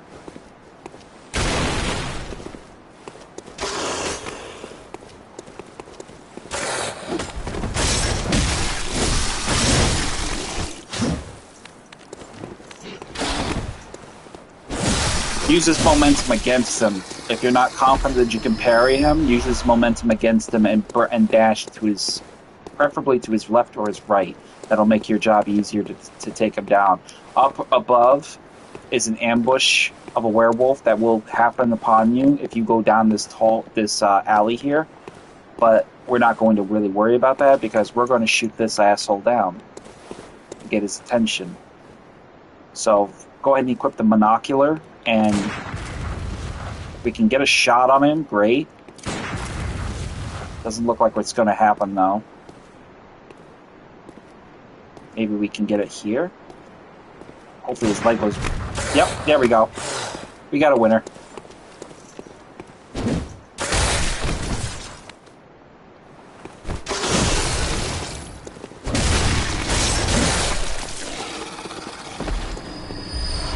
If you had proceeded down this alley, he would have dropped down and ambushed you from the rear. And of course, it's tight quarters, so you don't want to have that happen. On the body, you'll find Beast Blood Pellet. Beast Blood Pellets are a unique item where they include high risk versus high reward. So what does it do? Well, when you take a Beast Blood Pellet, it gives you an essence of beasthood. And basically, the essence of beasthood allows you to do an aggressive form of damage. Basically, the more damage you do, it stacks. And as it stacks, it basically enables you to do added and added and added and added layers of damage. However, at a cost. The cost is your beast meter will go up. What that is, I'll show you. I'll use it just for one particular instance.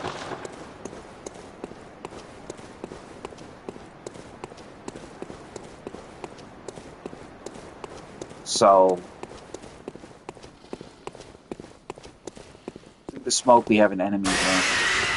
We're going to sneak up on him and do a backstab, get him out of our way.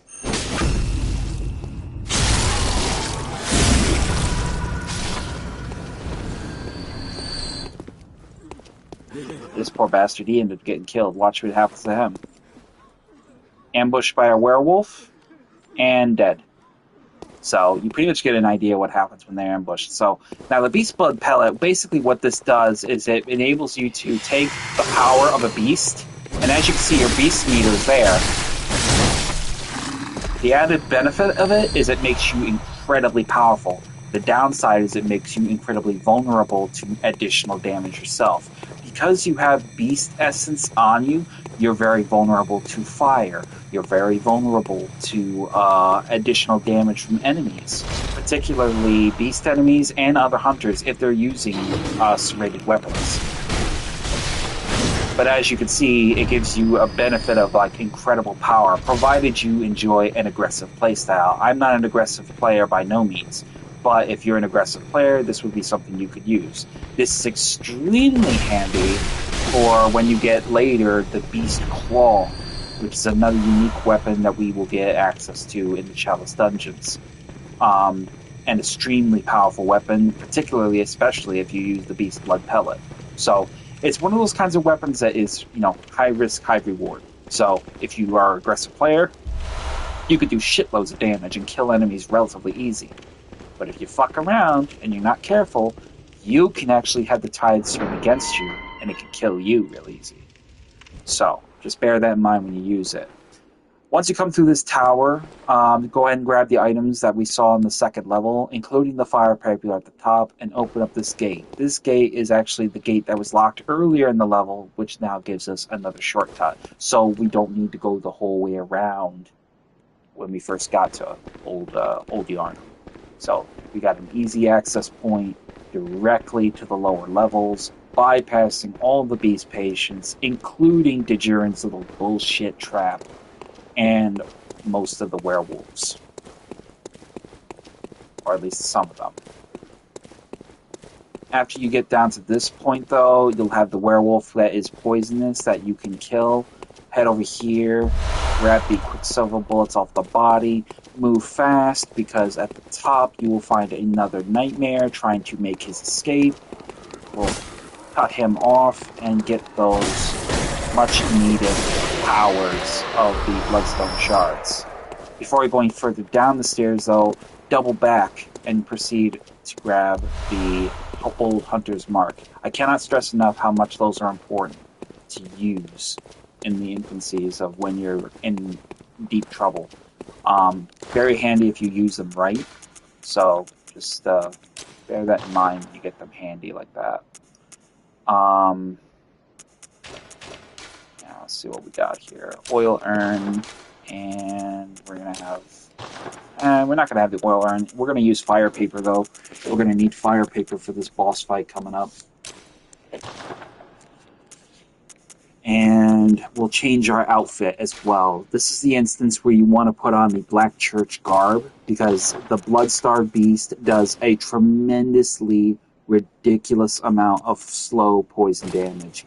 It will kill you very easily, especially at the third and final stage of the fight. The first stage, he is relatively casual and, easy to sort of get some damage on. By stage 2, the difficulty ramps up, and he becomes incredibly dangerous. By stage 3, if you don't finish him quickly, you are almost certainly going to get killed. He is, by that point, spewing poison that is almost so potent, it is almost lethal, to the point of rapid poison. So it will kill you faster than you can blink. I don't know how exactly that works, but I think it's just one of those really kind of cheap ways for him to get an easy victory. So just take a quick moment to kill any outstanding threats of monsters lying around and wait.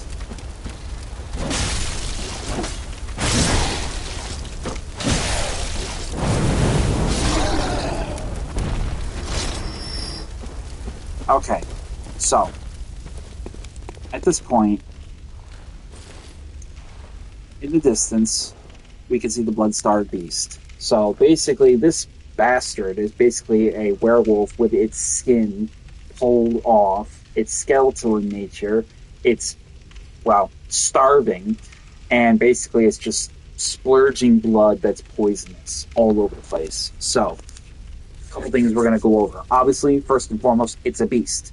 So, what will work on it? Serrated weapons, the threaded cane, the saw spear, the saw cleaver in saw form.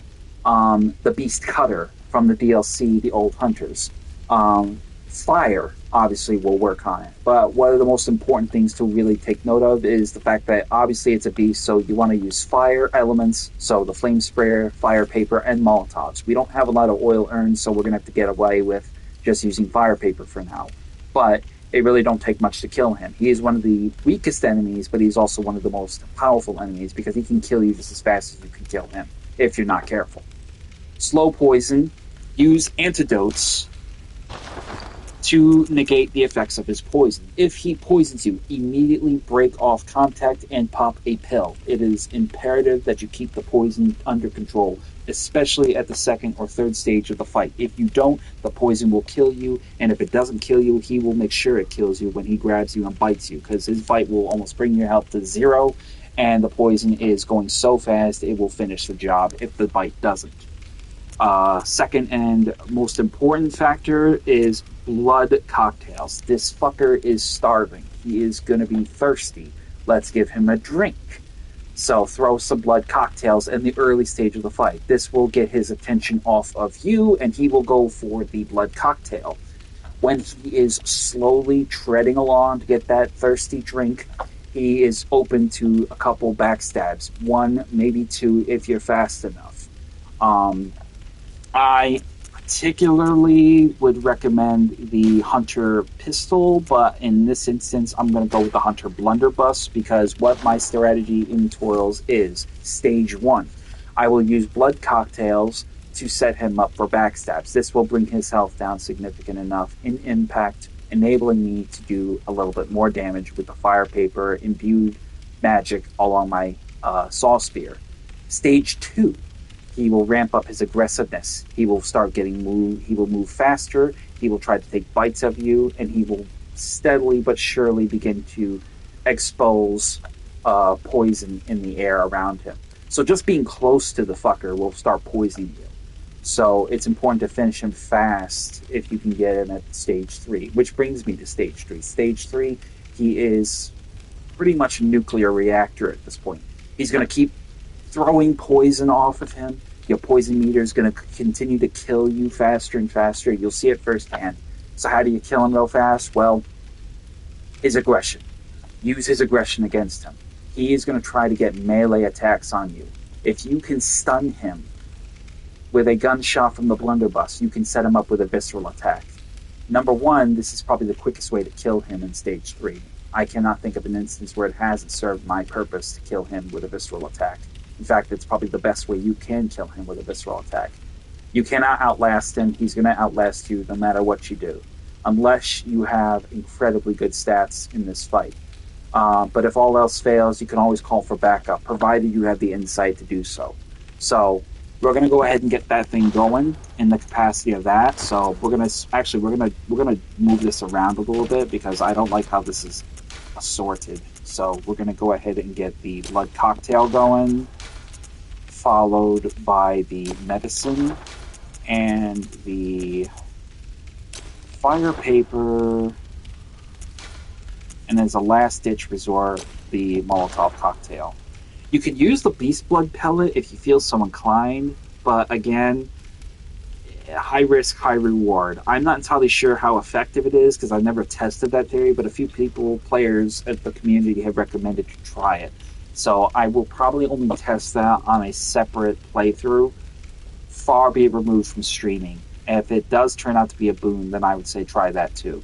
So, but without much else, that is pretty much what we're going to run with. So let's... Actually, I got a better idea. Let's switch that. Let's go with the fire paper here. Then we can get fire paper going, throw the cocktail, get an easy hit on him, and then we can just pretty much go from there. So, yeah, I think we're good right there. So, getting halfway in. And here we go.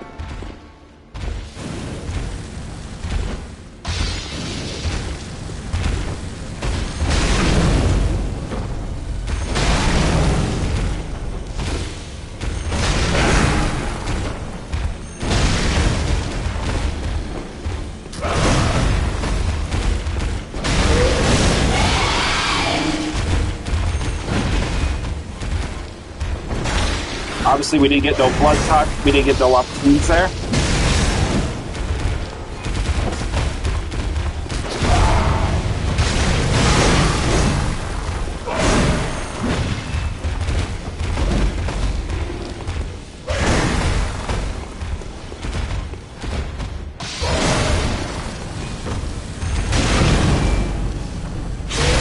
Bingo. There's one.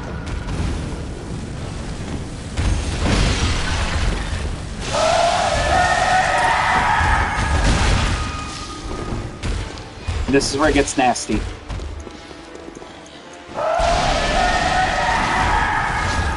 So right there, we're going to have this opportunity. He's going to get regressive. And there we go.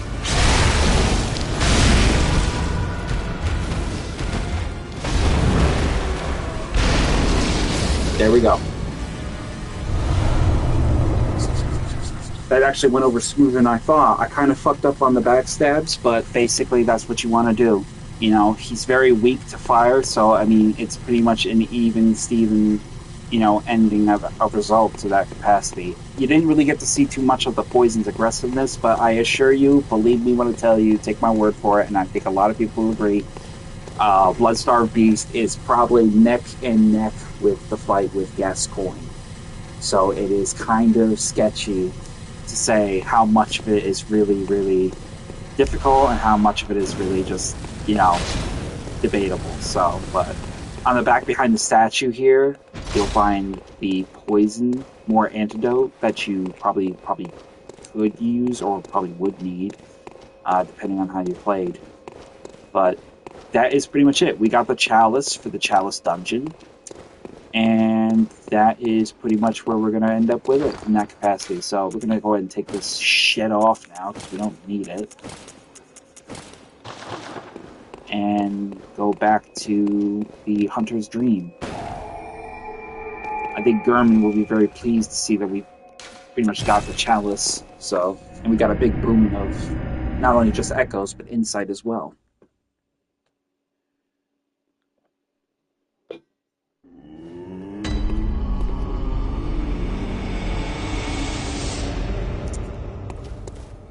So, get over here and see what the doll has to say. Over time, it all... Nothing. Very well. Let's go ahead and use her. Let the echoes become your strength. Let's get some power out of her. We'll improve our blood tinge, and we'll improve our arcane. Arcane is not just magic, it also ties to your elemental damage. So bolt and fire are tied to arcane. So the higher your arcane, the more damage fire and electricity will do to your enemies. Farewell, good hunter. May you... Sorry. I heard it before. Hey, Gurman. How you doing? The healing church and the blood ministers who belong to it were once guardians of the hunters in the times of the hunter Ludwig. They worked and forged weapons in their unique workshop. Today, most ministers don't recall the hunters, but they have much to offer you. And so, heed the message. Ascend to Erden Chapel. Ascend from there. You will find the church workshop. So we have a new quest of suggestion to pursue, which is to ascend to Odin Chapel. Now, the ironic thing about this is basically, where is that? Well, basically at the Grand Cathedral at Odin Chapel, where we sent the survivors. There is now a new path we can take, having killed Henrik and having killed the Bloodstarved Beast. It has opened up another path. So there is a multitude of ways that's why the playthrough is going to be kind of different from the future, because typically this is another path we can take if we did things differently. So we're going to proceed with that next part of the path. So first we're going to head over here and see what items we have to purchase. I always make a habit of checking this religiously because there we go. We have new items. So, but we can't get them all, so we're gonna need to use those Madman's Insights we got. And I think now we have enough. So here we have access to the Ashen Hunter set, which is actually the outfit set that was being worn by Henrik. I'm not particularly digging it because it looks really like a bum. He looks like a bum. I don't want to look like a bum. I mean, it does have its perks though, particularly strong resistance to blood. So Blood Tinge is a strong defense, Frenzy as a strong defense, Beasthood as a strong defense. Beasthood is probably the basis of his entire build with that particular one. We didn't get to see the Charred Hunter set, so we'll put that on next. But basically, I think this looks the most dope. For me, I think this looks the most dope. I definitely would say it matches the aesthetic, the very rustic kind of aesthetic of its kind. So you put on a little hunter outfit and you legit look like one of those types. So I kind of like that. And then we have the Henrik set, which I'll put that on next because we're going to need that later. But this is basically, obviously, this is what Henrik was wearing. This is not too bad of a look. I kind of wish we had more customizable features, but you know, that's not how From Software games work, especially the Soul series. But it does have, I like the feather and the hat kind of, that's a nice touch. But yeah, that's pretty much that. And now we're going to see about what other weapon we can buy, because we got that hunter badge. Oh, what did I do that for? Oh, Jesus. I'm wasting resources already. Here we can buy Ritual Blood for the Chalice Dungeons. We can also now buy Oil Urns. We can also buy Rope Molotov Cocktails, which this is a unique one because this actually, you throw it behind you. So if you're being pursued by beasts, this is a good one to have. I'll probably buy some of that off stream, and I'll have it for resources when I do farming. But otherwise, we have now the Rifle Spear available for purchase, courtesy of the Powder Keg Hunter Badge. We have the Stake Driver, which we can't purchase because we don't have enough. And I think that's it. I think we can get more. Let's see. Is this going to be enough? We just need 8,000. Yep, we got enough now. Okay, we're good.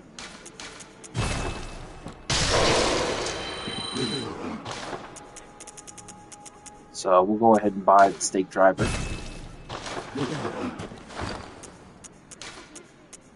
I figure I'll do a test of the... I can't really use these weapons yet because my strength isn't high enough. I need to get my strength stat up more. So, to use it, I need to be at level 16 strength, and I'm only at 13. So, in order to use those, I have to have improved strength. So, but the Rifle Spear, basically, is, you know, pretty much that. But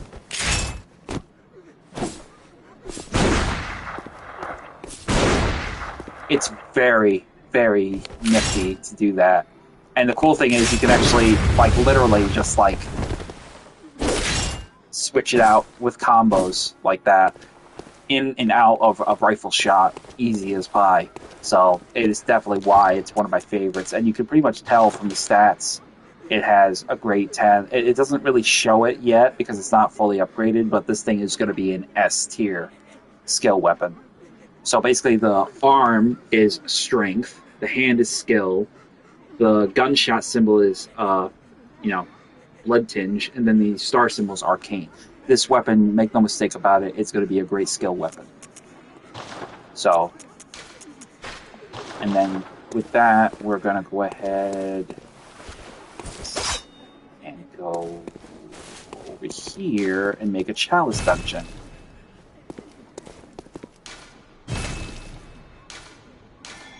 The Marian Chalice Dungeon. It'll cost us 1,000 echoes, and we'll use the 2 Ritual Blood we got. So,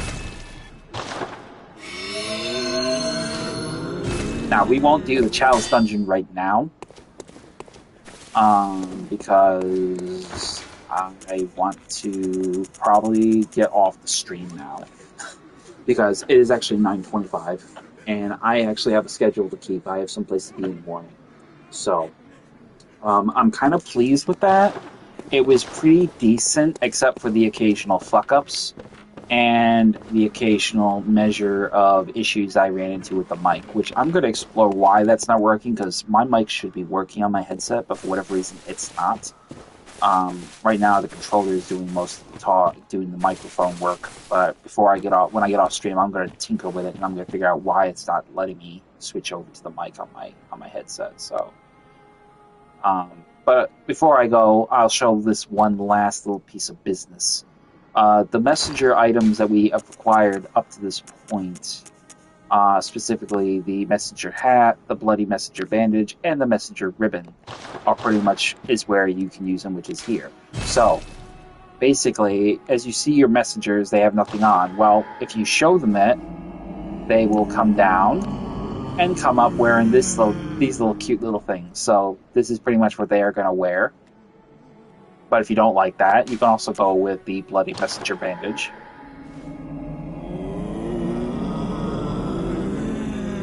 That just looks so eerie, dude. Why would cute little... how the hell does the doll look at these things and call them cute? That's just creepy, bro. And then the bloody red ribbon.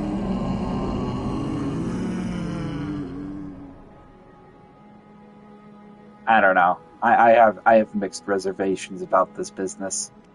It's a little eerie, but later on you'll get more unique ones. A white ribbon one, a white hat one, etc. So, I mean, I'm pretty sure we'll find some other elements to sort, but I typically don't really adorn them with anything. But I will, in this instance, adorn them with a black hat, because I think they just look really gangster, like the Gangster Squad. You know what I mean? So it they kind of look like they're hoods. So I'll give them that look for now. It's kind of unique. So, but basically, all your messengers and all the notes you leave with your notebook will basically assort to that look. And pretty much that is where they will stick with it in that capacity. So, in the future, I will probably do other things in terms of testing. So I will do the small resonant bell just to show how the co-op system works. If you're looking for teammates or you're looking to help teammates. It pretty much goes hand in hand with the beckoning bell, except the difference is the beckoning bell summons other players to come and help you. The small resonant bell enables you to help the players. So if they are calling on help with the beckoning bell, you can ring your small resonant bell and go help them. It doesn't cost you any insight, but the beckoning bell does cost insight. So it's kind of a handy thing to have with the small resonant bell because in two folds. One, it enables you to get insight and not risk your own, because if you kill bosses, you can actually get insight. I believe it's one insight for discovering them, and a second insight for killing them. I believe that is the scope of it. If I'm wrong, it may just be one insight just for killing the boss. But you can help any player, provided they haven't killed the boss in their respective area. That is number one. And number two, you have to be in that area. If you are not in that area, you cannot be called upon, and you will not find anyone who's ringing their bell. And that provides ultimately if they're even ringing their bell at all. So that is the other added effect too, as well. And if you don't really want to use it, and if you don't really want to be bothered with it, just use a silencing blink, and it cancels out the bell. So it really doesn't really have any significant impact on anything you're trying to do. So, but I'm very pleased with that. I'm happy with that. We got through Old Yarnham, and we got through the initial introductory kind of steep of Cathedral Ward. Not really kind of was hoping to have the issues I had, but in the future I will be more diligent and vigilant and check the mic, make sure it's working, test everything before it's running, and then ultimately just sort of learn from that, because I kind of feel like a dope for the number of times I died stupidly, and even more of a dope for the fact that my mic was muted and I did all that talking in the beginning for no reason. So I just hope you guys are following along to that measure so you don't miss anything. If you have any questions, feel free to ask in the comment section and I will sort of get to them and relay them as best I can. But otherwise, this is pretty much our second stream of a Bloodborne first playthrough. I will definitely be looking forward to doing the next third playthrough, which I believe I will cover either the back of Cathedral Ward, or maybe I'll do the Unseen Village. I haven't really decided yet. We've got a few areas we have access to now that we completed Old Yarnham. So we have the Yargul, the Unseen Village to explore. We have the back of Cathedral Ward to explore. We have the top of Odin Chapel to explore. We have the forest that leads to the Witch's Abode to explore. So we have a lot of places we can go check out. We have a lot of things we can go collect. Weapons, outfits, encounters with NPCs, quests we can continue on, and then some. So I look forward to doing that the next time. And hopefully it will be a lot smoother without any surprises. So if you made it this far, thank you very much for tuning in. I hope you enjoy the content. And hopefully you are getting your ribs into the idea of trying this game. The From Software games of the Soulsborne series is really awesome, and I think it's just something that I think everybody should try at least once. Don't knock it until you try it. Be patient. You're gonna die a lot, whether you're playing Demon Souls or Dark Souls or Sekiro or Bloodborne. You're gonna die a lot, so just be ready and be patient. It's a fun game once you get your head into it.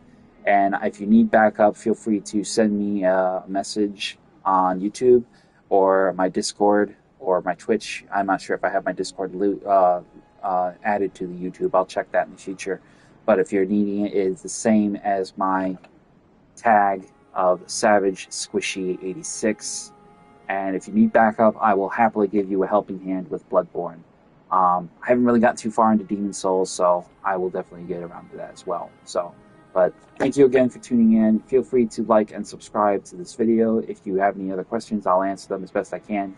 And I will add in the description any other details that I may have missed in the future. So I am Savage Squishy 86, and this is our continuing first playthrough live of Bloodborne. See you later, guys. Have a good night.